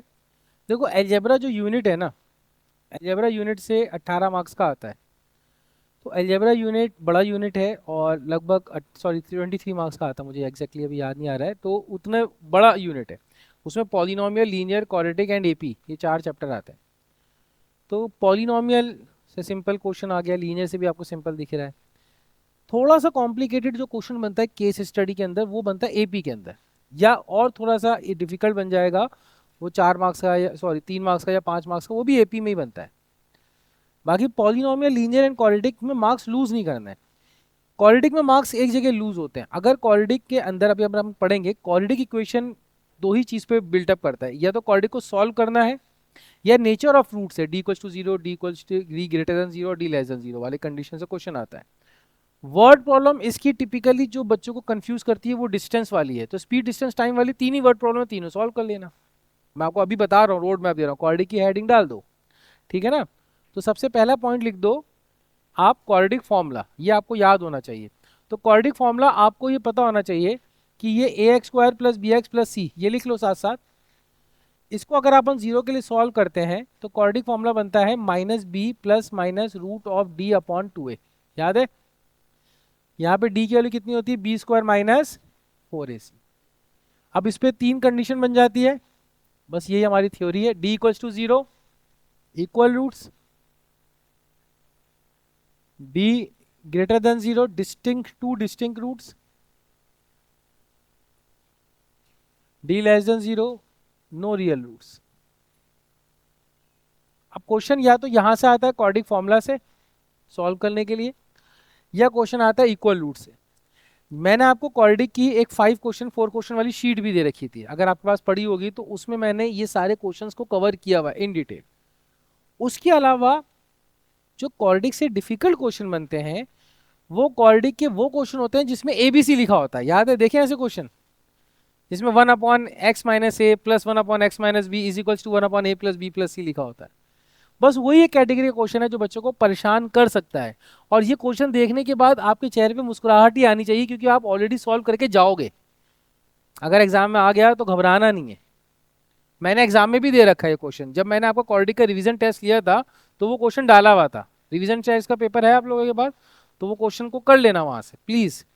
और दूसरा जो क्वेश्चन आता है क्वाड्रेटिक से, वो d इक्वल्स टू 0 वाली कंडीशन के क्वेश्चंस के आता है, ठीक है। और तीसरा क्वेश्चन जो बनता है वो वर्ड प्रॉब्लम का बनता है। वर्ड प्रॉब्लम ये लिख लिया आपने। अब वर्ड प्रॉब्लम के नीचे लिखो वर्ड प्रॉब्लम, हेडिंग डालो। वर्ड प्रॉब्लम 2 तरह की जरूर करनी है क्वाड्रेटिक से, खास करके। पहली वर्ड प्रॉब्लम लिखनी है आपको स्पीड, डिस्टेंस, टाइम वाली, आपको कहीं से मिले, खास करके मेरे रिवीजन शीट से मिल जाएगी। और जब मैंने चैप्टर को ओरिजिनली पढ़ाया था तब भी वहां पे ये मैंने क्वाड्रेटिक की स्पीड, डिस्टेंस, टाइम, तो लिख लो वर्ड प्रॉब्लम के नीचे लिखो स्पीड, डिस्टेंस, टाइम। ये जरूर करके जाना भैया। आपने खुद ने ऑब्जर्व किया होगा, अगर आपने प्री बोर्ड दे रखा है तो यहां से वर्ड प्रॉब्लम आई होगी और बड़ी इक्वेशन बनती है। हाँ, बड़ी इक्वेशन बनती है, मतलब वर्ड प्रॉब्लम ऐसी नहीं होती है कि 3x² minus 5x plus 6, x² minus 720x plus 10,050, यही बनती है ना। तो इस टाइप की क्वेश्चन बनती है, इसलिए बच्चे कंफ्यूज होते हैं, गलत करके आते हैं। इस तरह से आप याद रखना स्पीड डिस्टेंस टाइम की 3 ही वर्ड प्रॉब्लम है, एक एनसीईआरटी में है और 2 एग्जाम्पलर में है, वो पीवाईक्यूज के फॉर्म में मिल जाएंगी। और वो तीनों ही मैंने आपको आपके क्लास नोट से मिल जाएंगी या तो रिवीजन शीट में मिल जाएगी, आपको बाहर जाने की भी जरूरत नहीं है, वो कर लेना। स्पीड डिस्टेंस टाइम लिख लेना जब भी आप लिखना। दूसरी जो वर्ड प्रॉब्लम आती है वो कम आती है, लेकिन अभी भी कभी कभी आप देख लोगे, प्री बोर्ड्स में भी देख लिया होगा, किसी ने नहीं देखा तो, नहीं तो पीवाईक्यू में तो है ही है। वो आती है टैब वाली, टू टैब, सुन रखा है क्या वर्ड? तो टू टैब जो होता है ना, उसमें एक लार्जर टैब होता है और एक स्मॉलर टैब, ये करके जाना, ठीक है? ये करके जाना, ये मैंने क्लास में करा रखी है, आपके जो क्वालिटी के जब मैंने पढ़ाया तो ये करा रखी है क्वेश्चन, ठीक है? ये जरूर करके जाना। और जो तीसरी वर्ड प्रॉब्लम होती है जो यहां से आती है, वो ज्योमेट्री से आती है, पाइथागोरस थ्योरम से आएगी या रेक्टेंगल के एरिया से आएगी या ट्रायंगल के एरिया से आएगी। ज्योमेट्री समझते हो ना आप लोग? यानी ये कह देगा कि one side is twice, one side in A right triangle triangle the smaller side is 3 times more than twice this larger side. ऐसे क्वेश्चन देखे आप लोग ने? तो ज्योमेट्री से क्वेश्चन आता है। या आपसे बोलेगा कि रेक्टेंगल का एरिया इतना है, उसका पेरीमीटर इतना है, तो आ जाएगा। तो ये तीन ही कैटेगरी आती है। तो जब आप क्वालिटी को रिवाइज करने जाओ तो आप ये तो देखोगे ऑब्वियस ही बात है, ये 3 टाइप की वर्ड प्रॉब्लम जरूर एक बार लिख लेना। रिवीजन कैसे करते हैं, लिख के। तो ये 3 तरह की वर्ड प्रॉब्लम कर लेना, आपको कॉन्फिडेंस लेवल रीच करके जाओगे एग्जाम में। अगर आपको दिखता है तो आप घबराओगे नहीं, अभी भी कह रहा हूँ, आज भी हम अभी कर लेंगे थोड़ी देर में, ठीक है? ये तीनों आपके शॉर्ट नोट्स में आ जाएंगे। तो अब हम चैप्टर को देख लेते हैं कि चैप्टर में कुछ चीज़ें क्या क्या हैं। आइडेंटिफाई द क्वाड्रेटिक इक्वेशन बहुत सिंपल सा है कि एक्स स्क्वायर की टर्म होनी चाहिए। एक्स स्क्वायर की टर्म अगर नहीं है तो क्वाड्रेटिक नहीं है, ये सबको पता है, इसमें अपन ज़्यादा टाइम वेस्ट नहीं करेंगे, ठीक है? 2 रियल रूट्स होते हैं। अच्छा, एक क्वेश्चन ये आता है एमसीक्यू में, इस टाइप का क्वेश्चन मैं स्किप करा रहा हूँ, कि एक रूट दे देगा, दूसरी की वैल्यू निकाल, मतलब के की वैल्यू फाइंड करनी होगी, तो क्या करना होगा, उस वैल्यू को इक्वेशन में पुट करेंगे और सॉल्व कर लेंगे, ठीक है ना? ये एमसीक्यू में आता है, तो वो आप, मुझे नहीं लगता कोई ज़्यादा परेशान होगा इसमें। फैक्टराइजेशन से निकाल लोगे, ये तो आपने कहाँ पढ़ा था पॉलिनोमियल में, स्प्लिटिंग द मिडिल टर्म में, तो इसमें तो कोई ज़्यादा इशू होगा नहीं, ठीक है? एक क्वेश्चन ये लिख लो, ये क्वेश्चन लिख लीजिए, सॉल्व लिखना है, पूरा नहीं लिखना है, सिर्फ सॉल्व लिखना और ये इक्वेशन लिखनी है। तो 3x square minus 2√6x plus 2। अब ये क्वेश्चन आएगा solve by factorisation, quadratic formula से तो ये क्वेश्चन कर लेंगे अपन। फैक्टराइजेशन से करने के लिए बस आपको याद रखना है कि जब भी रूट वाले क्वेश्चन आ जाए, बात ध्यान रखो, तो अलग अलग तरीके से अलग अलग ट्रिक बच्चे बताते हैं, मैंने तो ऐसे याद रख रखा है कि रूट वाले क्वेश्चन में अगर रूट 2 जगह हो सकता है, या तो रूट बीच में होगा मिडिल टर्म में, या रूट ए और सी होगा। तो अगर मिडिल टर्म में है ना रूट, तो दोनों मिडिल टर्म में रूट होना आवश्यक है। स्प्लिट करोगे ना, मेरी बात ध्यान सुन लो भानु प्रताप, अगर रूट इधर है मिडिल टर्म में -2√6x है, तो कहां पे है रूट? मिडिल टर्म में। तो जब मिडिल टर्म स्प्लिट होगी तो उन दोनों में क्या होना आवश्यक है? √6 का होना आवश्यक है, रूट। और अगर मिडिल टर्म में रूट नहीं है, मैंने लिया था शायद ये क्वेश्चन, देख लेता हूं, मिडिल टर्म में रूट नहीं है, तो फिर मिडिल टर्म में अगर रूट बाई चांस, यहां मिडिल टर्म में रूट है क्या? नहीं है, तो फिर स्प्लिटिंग में भी रूट नहीं आएगा। ये क्वेश्चन ज्यादा आसान है, ये क्वेश्चन बहुत आसान है, इसमें कुछ नहीं है, बस इसमें ये याद रखना होता है कि 2 को अपन कैसे लिख सकते हैं, √2 इंटू √2। बस अपन इस क्वेश्चन को सॉल्व करेंगे। तो इसमें क्या करेंगे, अपने को बस ये याद रखना कि मिडिल टर्म में रूट होगा, तो अपन पहले ही लिख देते हैं मिडिल टर्म। देखो 3x स्क्वायर √6x और √6x, ये तो हो गई ना बच्चों, बताओ, ये तो हो गई ना, मिडिल टर्म में तो रूट हो गई। अब इन दोनों को मल्टीप्लाई करके कितना आ रहा है, तो जो मिडिल टर्म स्प्लिट हुई इसको मल्टीप्लाई करके भी 6 आना चाहिए। तो देखा √6 और √6 को मल्टीप्लाई कितना कितना आया, 6 आ गया। तो इसका मतलब इसमें इसके इसके कोफिशिएंट में कुछ भी ऐड नहीं होगा, ये √6 क्या होगा, 1 1 ही होगा। अब ये √6 और √6 को ऐड करके -2√6 आना चाहिए, तो दोनों को कैसे ऐड करेंगे, माइनस माइनस, बस हो गया सॉल्व। अब इसमें 3 को क्या, इसमें √6 को कैसे लिखेंगे, इसको लिखेंगे √3 मल्टीप्लाइड बाय √3 x स्क्वायर, और इसको कैसे लिखेंगे, √3 मल्टीप्लाइड बाय √2। इसको कैसे लिखेंगे, √3 मल्टीप्लाइड बाय √2, और इसको कैसे लिखेंगे, √2 मल्टीप्लाइड बाय √2। कॉपी कर लो, बस यही आंसर इसका।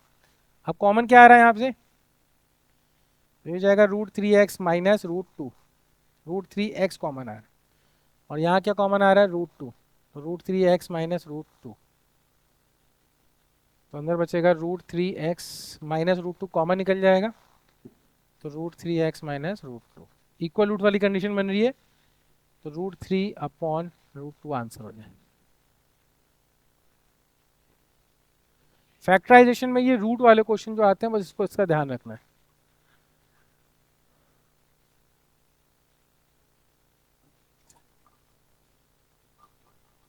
मानो पता भी क्वेश्चन समझ में आ गया, कर लोगे एग्जाम में, 2 मार्क्स में आता है।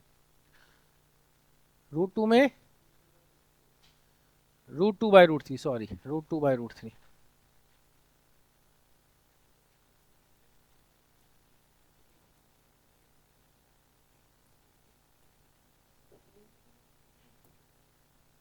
ठीक है।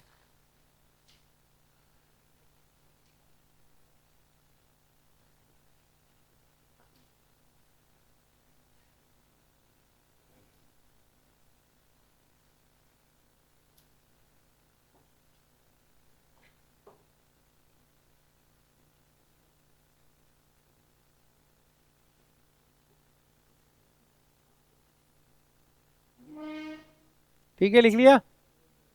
हाँ,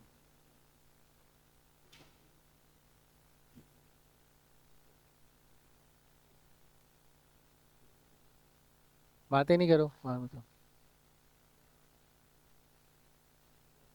जाओ।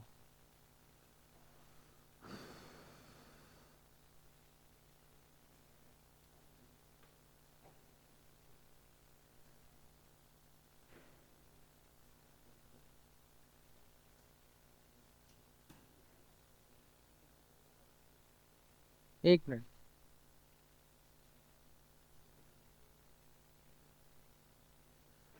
ठीक है, इसमें ना find the value of k such that this equation has equal root, ये वाला क्वेश्चन लिख लो।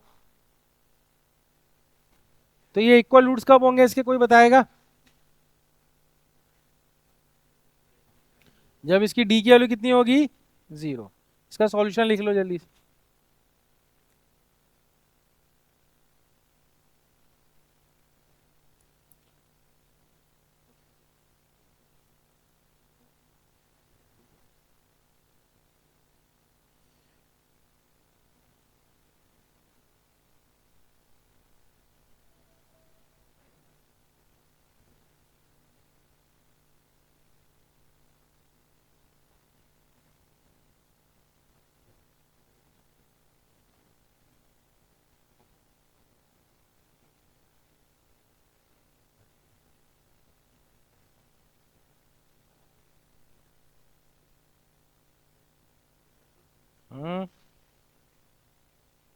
क्वेश्चन, हाँ विनय, कौन सा क्वेश्चन है? 32 का और पार्ट,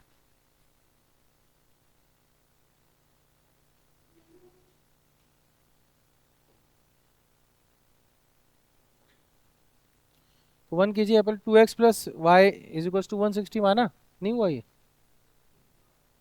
हाँ तो गलत होगा, क्वेश्चन है mistake. 2x plus Y is equal to 160 and 4x plus 2y is equal to 300। 4x plus 2y is equal to 300 आएगा आंसर सॉल्व करके। हाँ, क्यों, क्या आ रहा है इशू?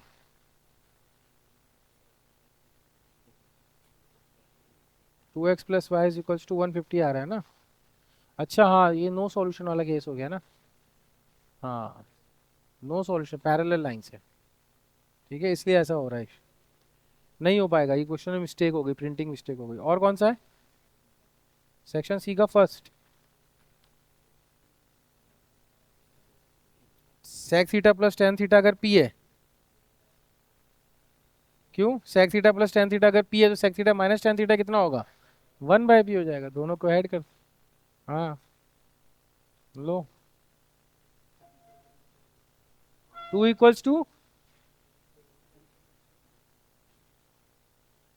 के की वैल्यू 6 आएगी, तो 2 इक्वल टू 0 हो जाएगा, तो क्वालिटी की नहीं रहेगी ना, तो रिजेक्ट कर दिया आंसर। के अगर 0 हो गया तो क्वालिटी की नहीं रहेगी, तो इसलिए के को 0 को रिजेक्ट किया है। ठीक है, लिख लिए, आगे बढ़े।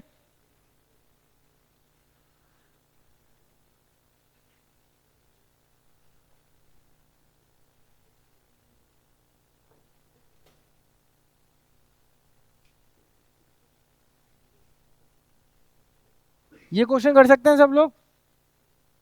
The altitude of A right triangle is 7 centimetre less than it's base. तो ऑल्टीट्यूड कौन होता है? हाइट। और बेस कौन होता है?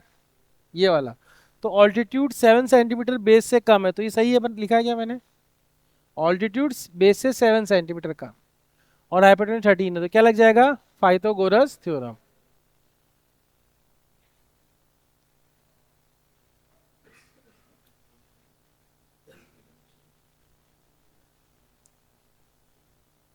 ये क्वेश्चन लिख लो।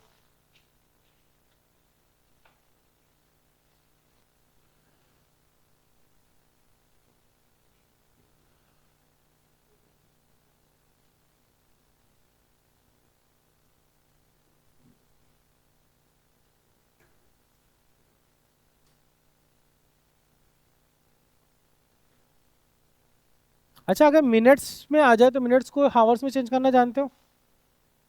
जैसे अगर ये आ जाए कि it would have taken 1 hour 42 minute less, तो कर लोगे? 1 hour 42 minutes कैसे चेंज होगा आवर्स में?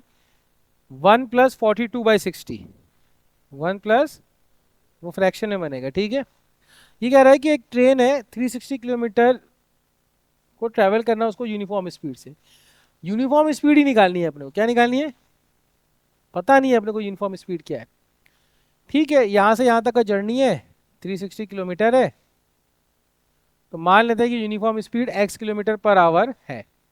अब इसे दो सिचुएशन दी है। केस वन, ये कह रहा है uniform speed x kilometre per hour मानी है आपने। अब इस यूनिफॉर्म स्पीड पे से दो सिनारियो बिल्टअप किए हैं। पहला सिनारियो कह रहा है कि अगर ये uniform speed, if the speed had been होती 5 किलोमीटर मोर, तो कितनी हो जाती? x + 5। तो केस वन में स्पीड कितनी हो जाती? x + 5। ये होगा ना? कोई दिक्कत है क्या? नहीं। अच्छा, एक 2 मिनट के लिए रुको यार, 2 मिनट के लिए देख लो, फिर आप कॉपी कर लेना। ये क्वेश्चन आता है, यही आएगा। हाँ, यही आता है जनरली 95% केस में यही आता है। हाँ, ओरिजिनल स्पीड और इसमें बस चेंज कर देते हैं, थोड़ा कॉम्प्लिकेटेड बनाने के लिए ये मिनट्स में दे देते हैं। ठीक है ना, ये मिनट्स में दे देते हैं। अगर सिर्फ इस लाइन को पढ़े यहां तक, 360 किलोमीटर डिस्टेंस है, speed x kilometre per hour है, तो टाइम कितना लगना चाहिए? 360 अपॉन, ये इसका ओरिजिनल टाइम है। अगर कुछ भी आप छेड़खानी नहीं करोगे तो ये टाइम रहेगा कि नहीं रहेगा? रहेगा। इसमें किसी को कोई डाउट है क्या? प्लीज ध्यानपूर्वक समझना। इतना समझाने के बाद, इतना कराने के बाद जब मैं एग्जाम में क्वेश्चन देता हूँ तो भी गलत करते हो। सॉल्व आंसर फाइनल नहीं आया होता है, पता नहीं क्या खिचड़ी पका रहे होते हो ऊपर बैठ के क्वेश्चन के अंदर। ठीक है, अब नई सिचुएशन ये है कि हमने स्पीड को बढ़ा दिया, तेज कर दी गाड़ी, तो टाइम कम लगेगा ना? कितना कम लग रहा है? 1 आवर। तो ये स्पीड है, डिस्टेंस कितना है?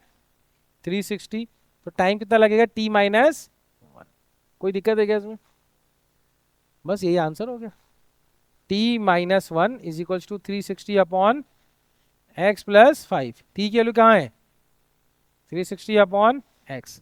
अब ये बच्चे सॉल्व नहीं कर पाते, कर लोगे सॉल्व? टाइम लगता है पर कर लेना, इसको लिख लो।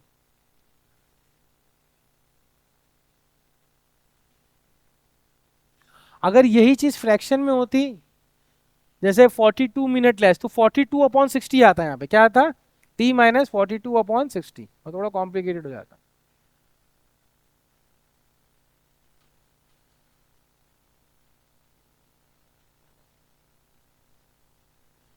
हाँ हाँ, 360 किलोमीटर ही ट्रेवल किया हो, डिस्टेंस नहीं चेंज हो रहा है। वो कह रहा है कि ट्रेन ट्रेवल्स 360 किलोमीटर है यूनिफॉर्म स्पीड।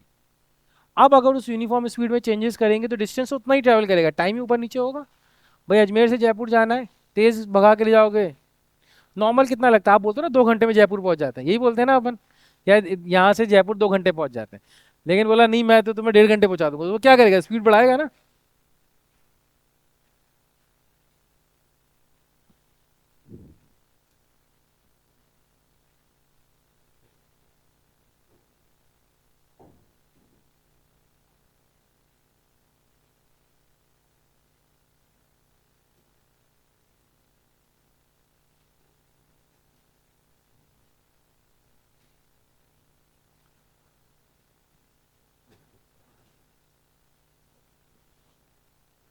लिख लिया, ठीक है। ये वाटर टैप वाला क्वेश्चन है, ठीक है। ये पहले ये क्वेश्चन लिख लो, वाटर टैप वाला मैंने क्लास में करा रखा है, शायद मैं आज नहीं लूँ, पर ये क्वेश्चन लिख लो, ये लिख लो। An express train takes 1 hour. हाँ लिखना है।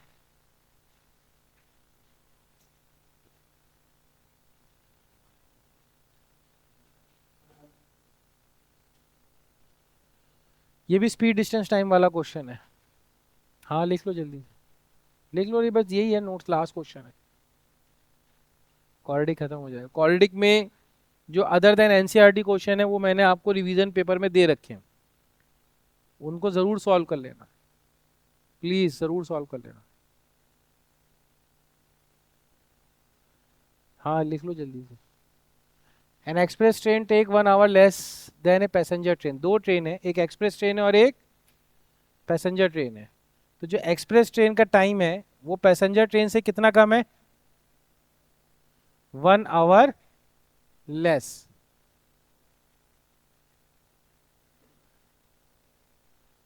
डिस्टेंस कितना है एक्सप्रेस ट्रेन का, 132। एक्सप्रेस ट्रेन की स्पीड को अपन x मानेंगे और पैसेंजर ट्रेन की स्पीड को कितना मानेंगे, y।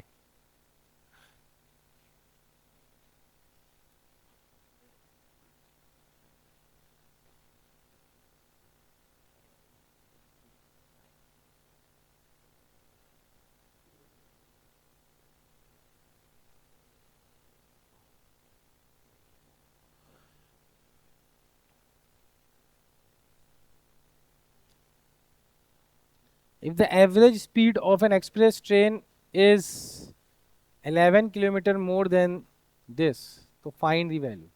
तो हो गया क्वेश्चन।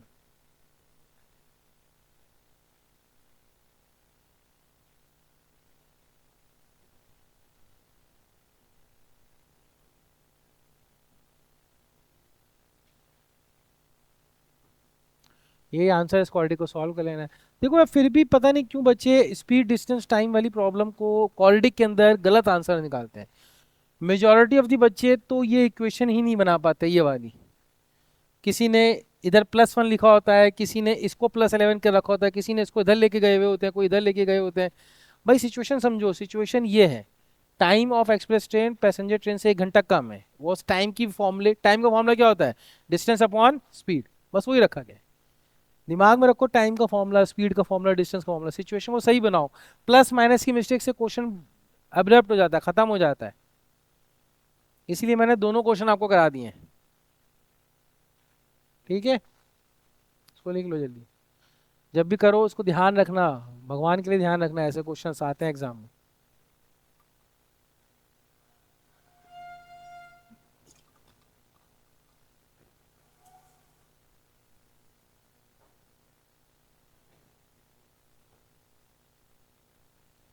कर लोगे इसको सॉल्व।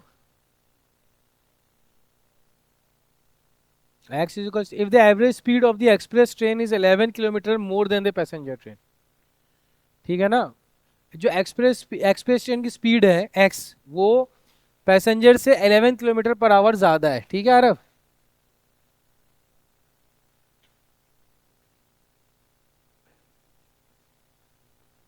उसको समझ में आ रहा है, यश का समझ में आ रहा है। कर लेना घर जाके एक ही सारे क्वेश्चन, हाँ अच्छे से कर लेना, तभी आपकी सिचुएशन सही बैठेगी।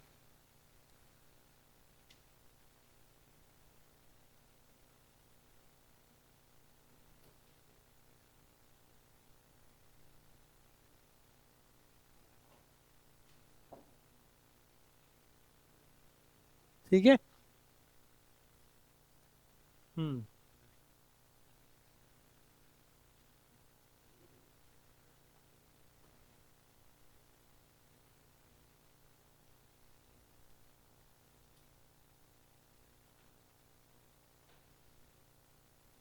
ठीक है, एक लास्ट क्वेश्चन ये लिख लो, डेट्स इट, क्वालिटी खत्म, फिर अपन एपी करेंगे। At present, Asha age in year is 2 more than the square of her daughter Nisha age. When Nisha grows to her mother present age, Asha age will be 1 year less than 10 times her present age of Nisha. Find the present age of both Asha and Nisha. Age वाले क्वेश्चन हमेशा क्या करते हैं अपन, table बनाते हैं। तो आशा है और निशा है, प्रेजेंट एज इनकी एक्स और वाई मानेंगे, ठीक है।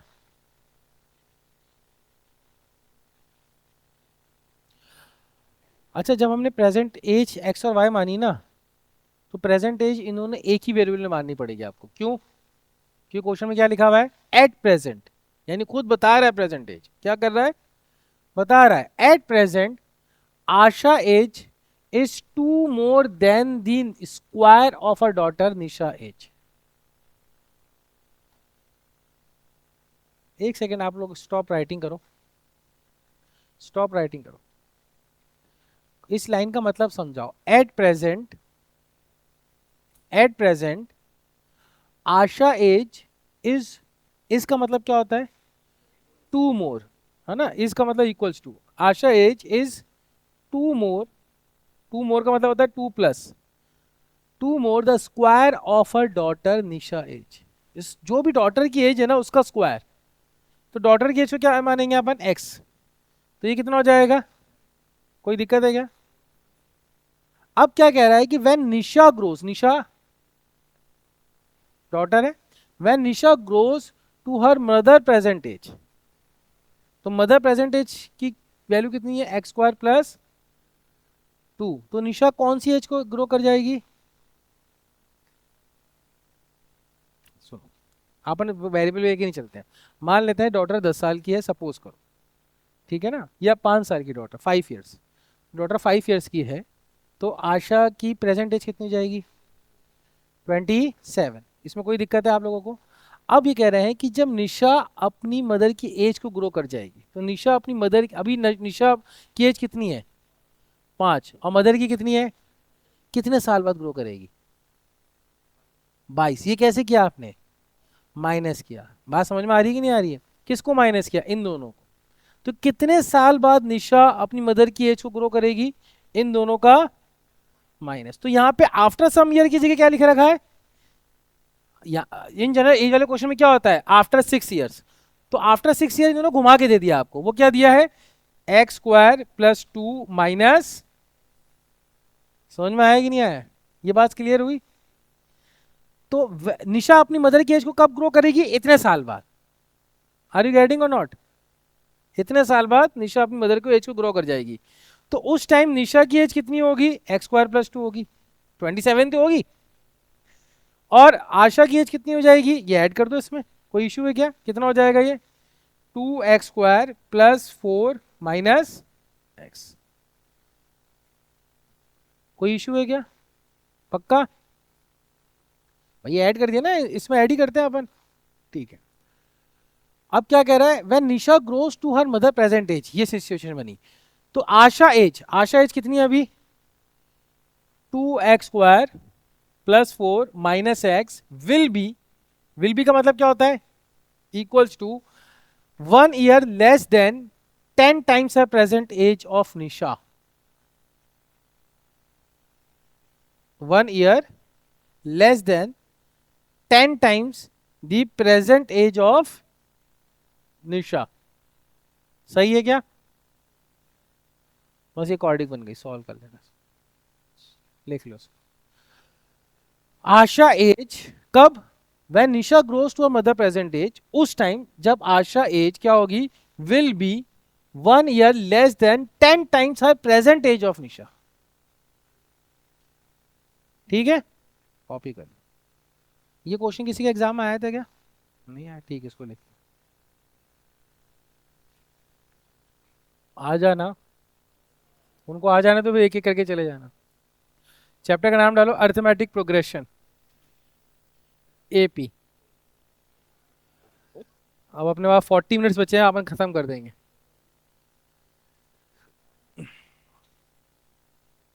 अलजेब्रा यूनिट आज कंक्लूड हो जाएगा।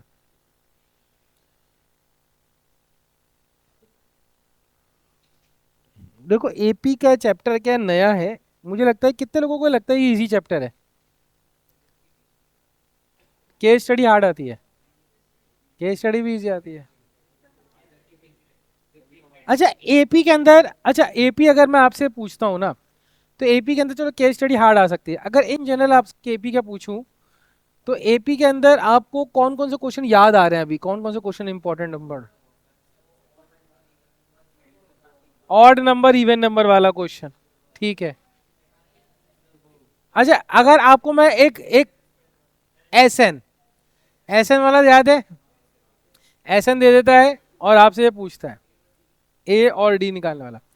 अच्छा एक क्वेश्चन आता है जिसमें वो कहता है कि 7 से डिविजिबल वाले 3 डिजिट नंबर, कर सकते हो ऐसे क्वेश्चन, ठीक है। अच्छा एक क्वेश्चन, कुछ बच्चे वॉशरूम गए उधर है ना, और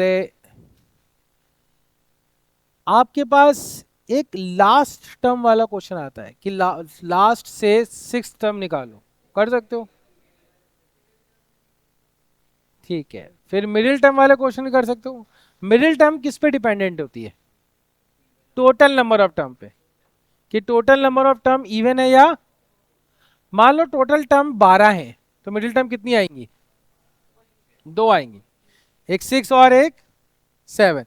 और मान लो मिडिल टर्म है 17, टोटल टर्म 17 है तो मिडिल टर्म कितनी हो जाएगी, कौन सी, नाइन्थ टर्म का जनरल फॉर्मेट क्या होगा, ए प्लस, ये कौन कौन सिंक्रोनाइज कर पा रहा है, सिर्फ एक ही बच्चों को समझ में आ रहा है, सबको समझ में आ रहा है।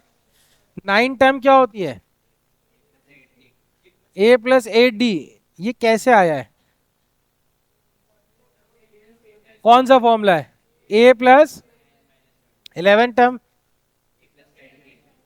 ए प्लस 10 डी, इसको बोलते हैं जनरल टर्म, क्या बोलते हैं, जनरल टर्म का फॉर्मूला।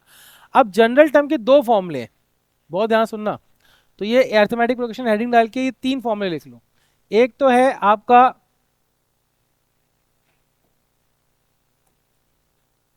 एक तो है आपका a n is equals to a plus n minus one into d, आ जाइए। एक सम ऑफ द टर्म्स के दो फॉर्मूले बनते हैं, n by two a plus a n, या n by two 2a plus n minus one into d. और एक जनरल टर्म का एक और बहुत फेमस फॉर्मूला है, इसको याद रखना यार। ये फॉर्मूला किसी को याद है क्या, मैंने क्लास में जब कराया था, याद है, S n minus S n minus one.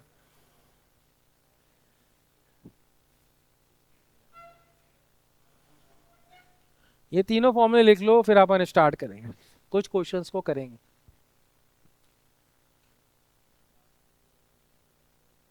D, बस मुझे इतना बताओ, क्या ये एपी है,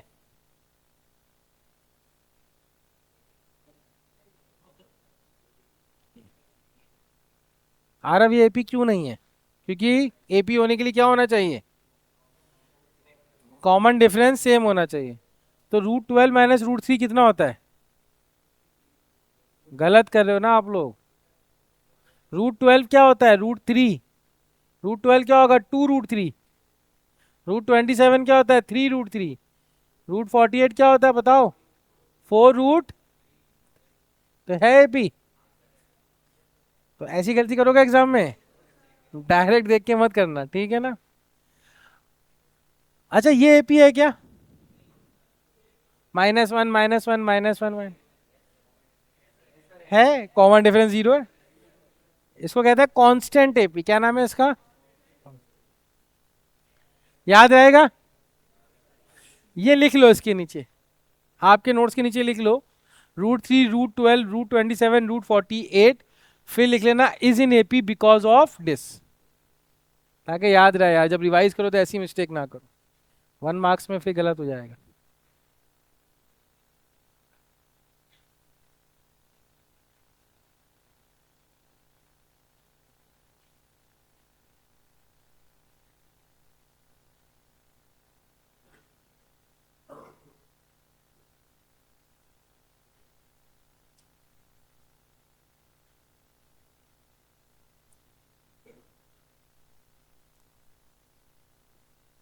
ठीक है।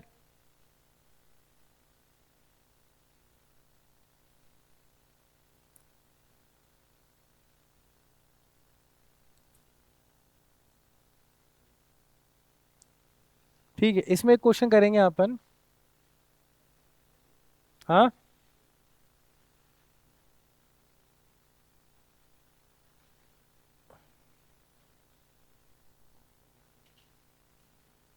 इसमें ये वाला क्वेश्चन करते हैं। गिवन है ए की वैल्यू 18.9, लिख लो उसको। डी है 2.5, एन है आपको निकालना, और ए एन है 3.6। सॉल्व करके बताओ एन के लिए कितनी आ रही है, जल्दी करो, आंसर बताओ। ए एन 3.6 है, एन एच कौन सी टर्म है? अगर डी 18.9 2.5 है, डी 2.5 है, तो अगली टर्म 18.9 में 2.5 ऐड करके आएगी। पता है क्या ये बात यूसुफ? तो आंसर निकालो जल्दी। N -18.9, really sorry. ठीक है यश, आंसर निकाल के बताओ एन कितना आ रहा है।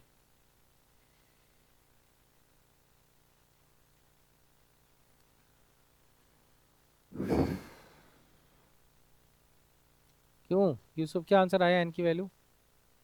कब निकालोगे, कल? निकालना आता है?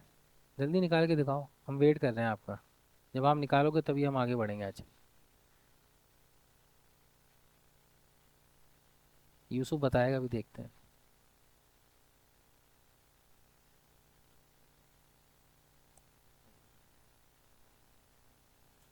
यूसुफ तुम पास तो हो जाओगे ना?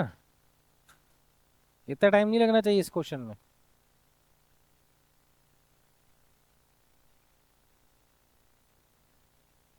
ए n is equals to a plus n minus one into d के अंदर क्या रखना है? वैल्यू तो रखनी है बस। यश का भी नहीं आया अभी तक।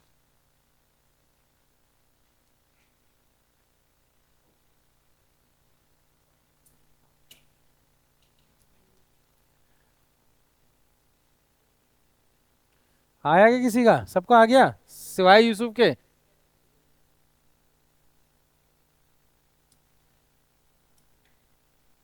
यूसुफ तुमने सोचा है कि अब पूरे 3 घंटे में कितने क्वेश्चन सॉल्व करोगे? 3? 5 5 मार्क्स के 3, और एमसीक्यूज 4 5।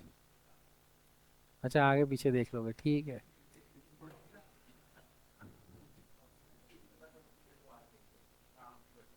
हाँ।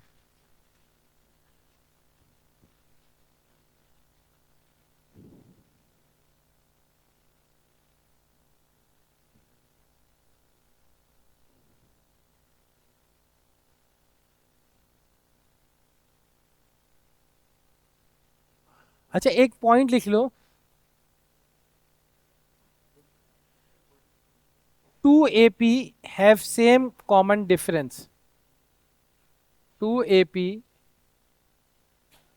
Have same common difference. जैसे कि 2 AP, अपन एग्जाम्पल लेते हैं।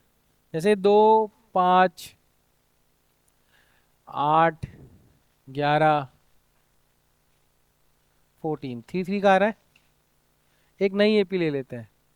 6 9 12 15 18। ये दोनों एपी हैं, ये AP1 हो गई। ये एग्जाम्पल भी लिख लेना, 2 AP have a same common difference.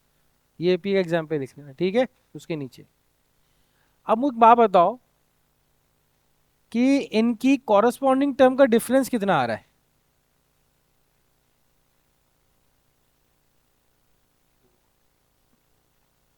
Corresponding term का डिफरेंस कितना आ रहा है? 4। तो क्या सीखा हमने कि अगर ये एमसीक्यू में और एसेशन एंड रीजनिंग में भी क्वेश्चन आता है, ये लिख लिया आपने, तो स्टेटमेंट लिख लो, 2 APs have same common difference. 2 AP have a same common difference, then their corresponding term difference, then their corresponding term difference will also be the same.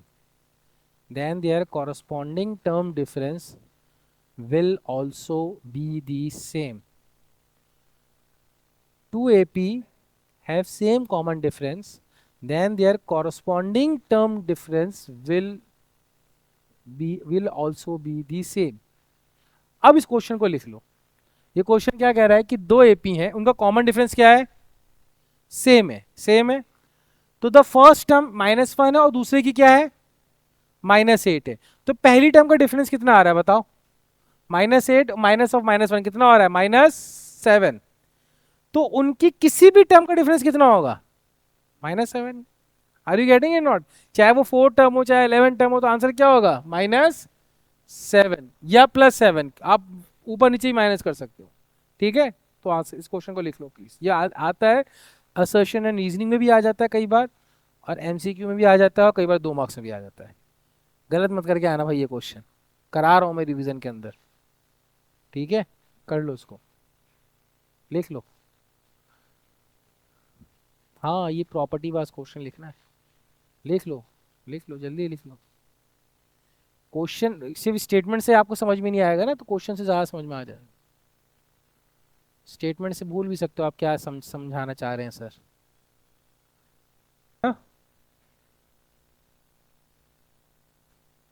Fourth term from the end, इसका answer बताओ.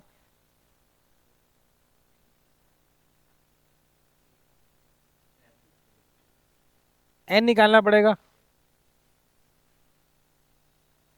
हाँ, ये ऐसे जा रही है -11 -8 -5 dot dot dot dot 49. तो fourth term of and ऐसे काउंट करके निकाल लेंगे क्या? नहीं, फॉर्मूला लगा के निकालेंगे. ठीक है, तो 49 है. अच्छा, इधर से कॉमन डिफरेंस कितना आ रहा है? +3. तो उधर से कितना हो जाएगा? पता है ये बात? 46 43 41. गलत आ रहा है.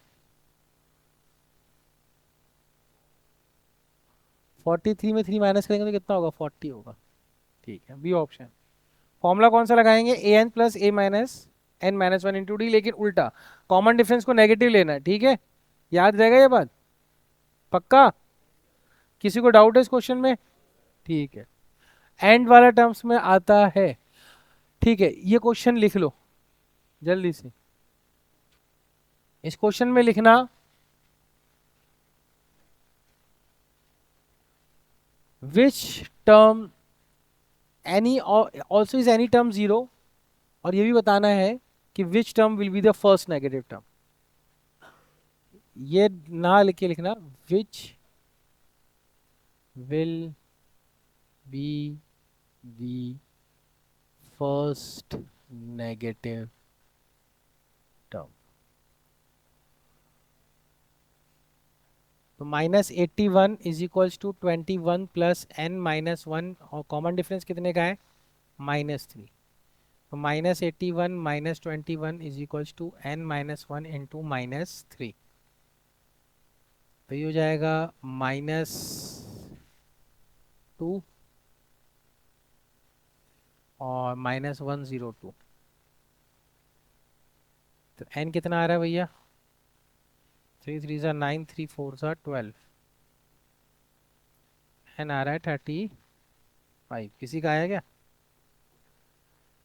Any term is 0. Total term 35th term है -81. अपने को बताना है कि कोई टर्म 0 भी है क्या, तो अपन 0 पुट कर देंगे. ठीक है, तो 0 is equals to 21 plus n -1 into -3. तो -21 is equals to n -1 into -3. तो 7 इज इक्वल्स टू n -1. है क्या कोई टर्म? हाँ है. कौन सी है? 8 टर्म. उसके बाद क्या बताना है कि फर्स्ट नेगेटिव टर्म. तो फर्स्ट नेगेटिव टर्म कौन सी होगी? 9. अच्छा, यहाँ पे अगर फ्रैक्शन आता तो कोई टर्म 0 होती क्या? नहीं होती. अगर फ्रैक्शन आता 10/3, क्या आता fraction? n is equals to 10/, 2 minute देख लो यार, 2 मिनट देख लो. अगर फ्रैक्शन आता 10/3 तो कोई 0 टर्म होती क्या? लेकिन फर्स्ट नेगेटिव टर्म कौन सी होती फिर? 10/3 कितना होता है? 3.3333. तो फर्स्ट नेगेटिव टर्म कौन सी हो जाती? क्योंकि थर्ड टर्म तो पॉजिटिव है, फोर्थ टर्म नेगेटिव होगी, तभी तो 3.33 वाली टर्म 0 आ रही है. समझ में आ रही है ना? तो फर्स्ट सेकंड टर्म कौन हो जाती है? फोर्थ हो जाती है. ये टाइप तीनों टाइप के क्वेश्चन कर लोगे. ठीक है, लिख लो इस क्वेश्चन को. ये general term of the term से क्वेश्चन आ गए ये सारे।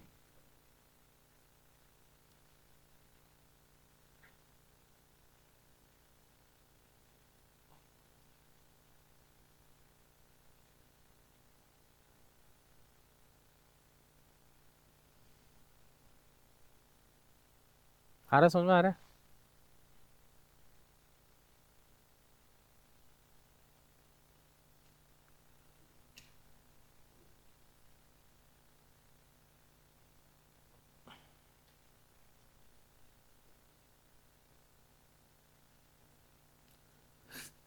ठीक है, आगे बढ़े।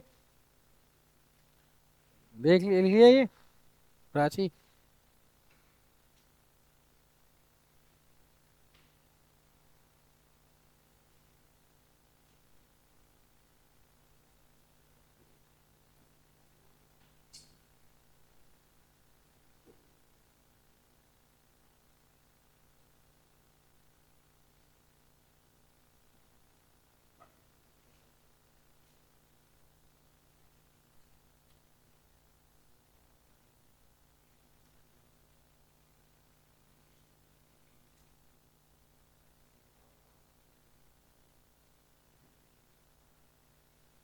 ये क्वेश्चन लिख लो। For what value of n are the nth term of the two APs are equal.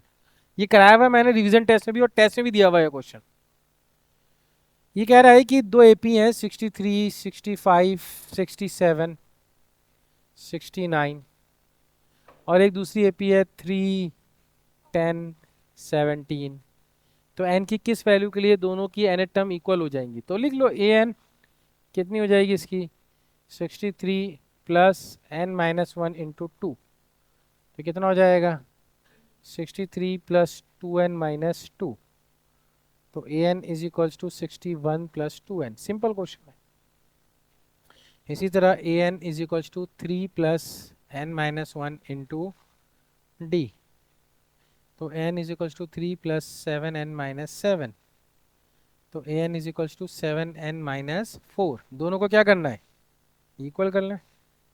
61 plus 2n is equals to 7n-4।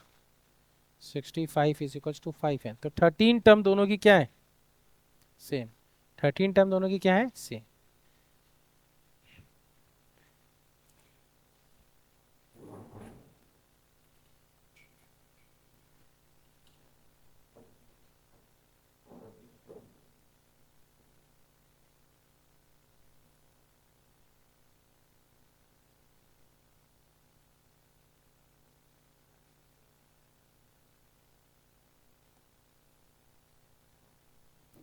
Bhanu Pratap, तुम्हारा पेपर कैसा हुआ था संडे वाला? सही में? कौन सा खराब हुआ था? कोई सा भी नहीं? पक्का? मैंने कॉपी चेक करी तुम्हारी। मैथ्स का नहीं था ना, इसलिए तो पूछ रहा हूँ। आज अंकुर सर बता रहे थे। फिजिक्स का कैसा हुआ था? सही सही हुआ था? अब सही सही हो गया? सही हुआ। पढ़ते रहे हो ना घर पे तुम?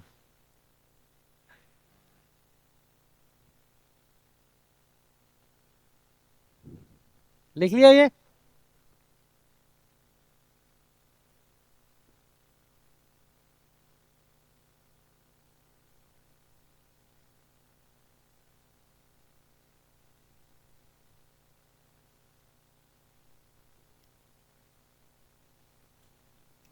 यानी इसकी 13th टर्म और इसकी 13th टर्म क्या होंगी, सेम होंगी। सेम।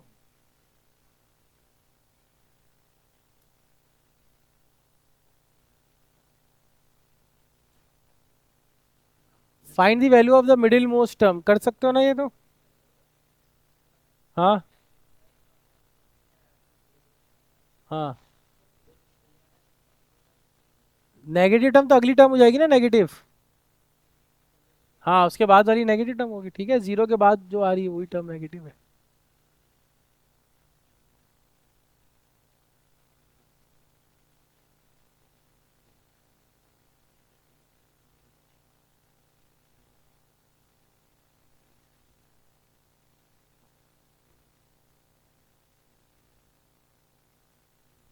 ये देखो which term of the first negative term, तो क्या करेंगे, जीरो निकाल लेंगे और उसकी अगली टर्म क्या होगी, नेगेटिव टर्म।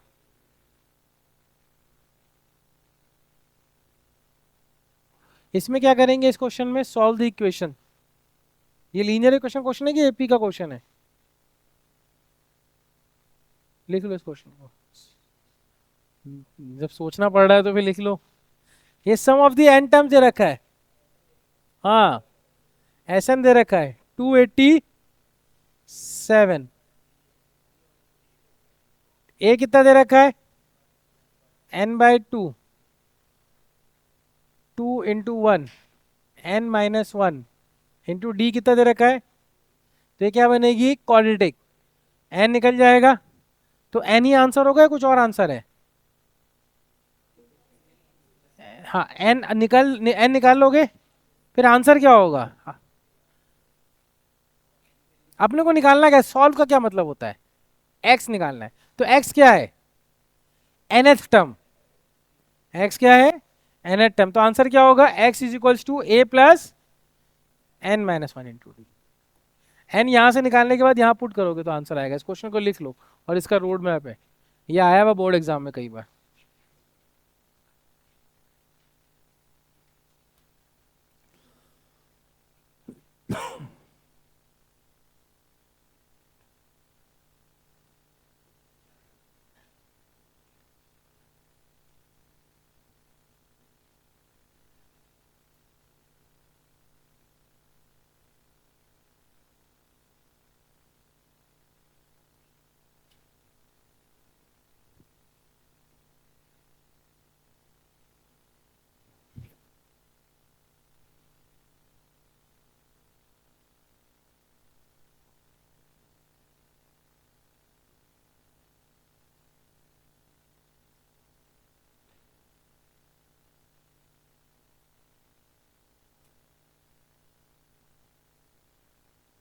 हो रहा है, ठीक है।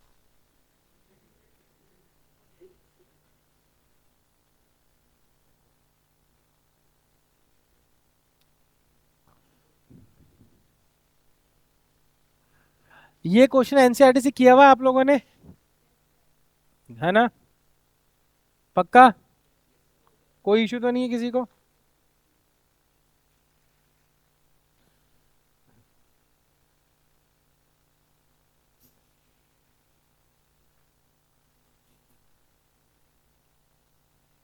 ये कर लो, ये क्वेश्चन कैसे करेंगे,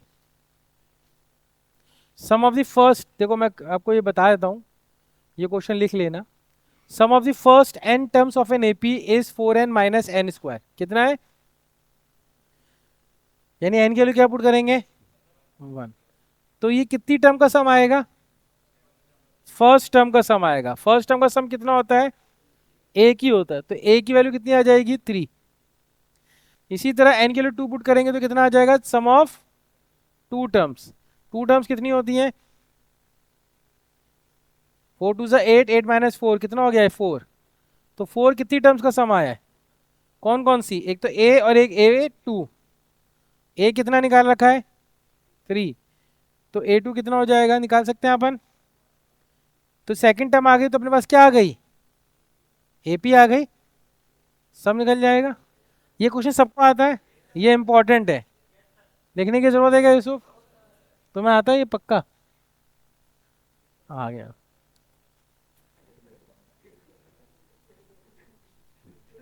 क्या हो गया,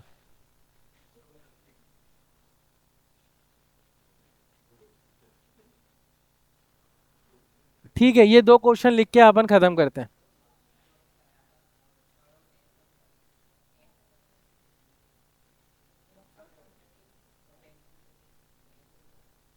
कौन से क्वेश्चन में, ये वाले में, इसमें क्या थर्ड टर्म कैसे निकलेगी, नहीं फर्स्ट निकली और सेकंड निकली है, बस फॉर्मूले में पुट करके an is equals to, n में ही आंसर आएगा, बातें नहीं please, a plus n-1 into D, नहीं तो वही निकालनी है nth टर्म, a कितना है और d कितना है, d कितना है भाई, -2, तो यही आंसर आ जाएगा। ठीक है, एक क्वेश्चन मुझे सॉल्व करके ये वाला इसका आंसर बताओ, स्पाइरल वाले का। हाँ ये गलत है डायग्राम, क्वेश्चन मत लिखो, आंसर बता दो बस। ये एनसीईआरटी में तो क्वेश्चन लिखने की जरूरत नहीं है, आप एनसीईआरटी वैसे ही सॉल्व करोगे, मुझे कंफर्म हो जाएगा कि आपको आता है थोड़ा बहुत केस स्टडी में। A spiral is made of 5 semicircle with center alternately at A and B, starting with radii 0.5 and 1, 1.5 and 2 as shown in the figure. Figure गलत है ये भाई, A है। A spiral is made of successive semicircles with centers alternately on A and B. हो गया, किस किस का हो गया?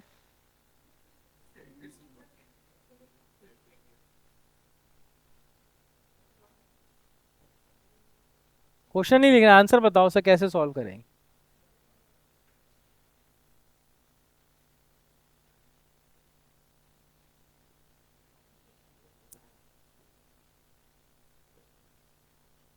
यार आप प्लीज,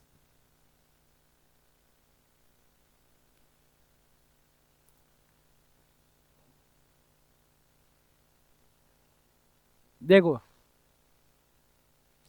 पहला जो सेमी सर्कल है उसका रेडियस कितना है? 0.5।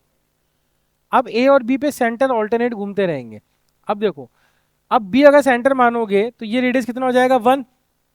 फिर अब ए, अब इसको देखो, ये लेंथ कितनी हो जाएगी? अब ए सेंटर मानोगे 0.5, कितना हो गया? 1.5। समझ में आ रहा है कि नहीं आ रहा है? पक्का? फिर वापिस से 20 सेंटीमीटर मारोगे तो 2 हो जाएगा ये। ठीक है ना? तो अपने को सेमी पेरीमीटर कितना होता है सर्कल का? 2 पाई आर तो पेरीमीटर होता है। सेमी पेरीमीटर, सेमी सर्कल का रेट सर्कमफेरेंस कितना होता है? पाई आर। तो अपने को बस ये देखना है कि pi into 0.5 plus pi into 1 plus pi into 1.5, क्या कॉमन निकाल लेना है? पाई। और ये क्या बन रही है अब आपकी? एपी। कितनी टर्म का सम निकालना है? कितने स्पाइरल है? 13। 13 टर्म का सम निकालना है, कर सकते हो। ये वाला देखो, इसमें क्या हो रहा है कि देखो ये एक सेंटर है, तो ये सबसे छोटा सेमी सर्कल आपने बनाया ए सेंटर को रख के। ठीक है, तो ये मान लेते हैं 0.5 सेंटीमीटर का है। ठीक है, अब बी सेंटर रखते हैं। अब बी सेंटर रखते हैं, कंपास का पॉइंट यहाँ ऐसे रखा, ऑफिस सर्कल को घुमाया। तो जब अपन घुमाएंगे तो ये रेडियस कितना हो गया? 1। तो ये दूसरा, ये फर्स्ट सेमी सर्कल है, ये दूसरा सेमी सर्कल है। दूसरे सेमी सर्कल का रेडियस कितना हुआ? 1। अब बी के पास सेंटर वापस से कहाँ आएगा? ए पे।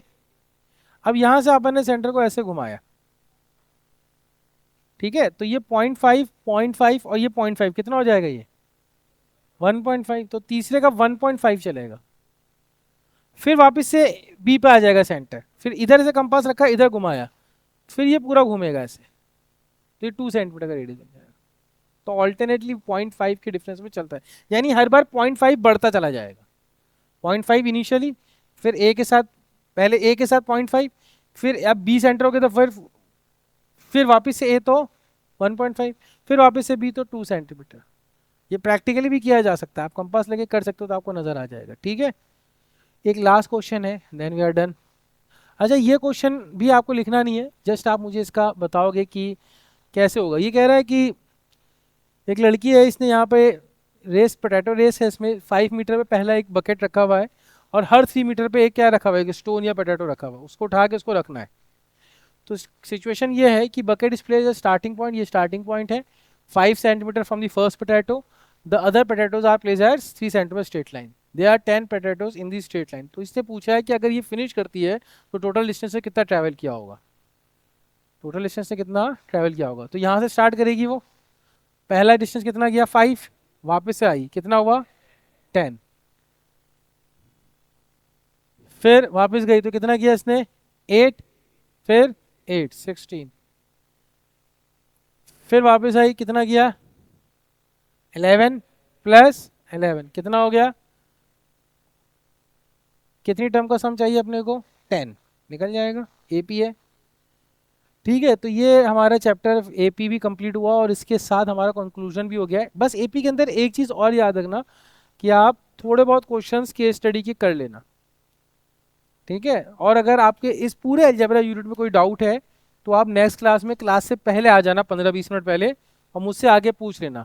ज़्यादा डाउट है तो आधे घंटे पहले आ जाना, और ज़्यादा डाउट है 1 घंटे का टाइम चाहिए तो कॉल करके आना, ठीक है। Thank you.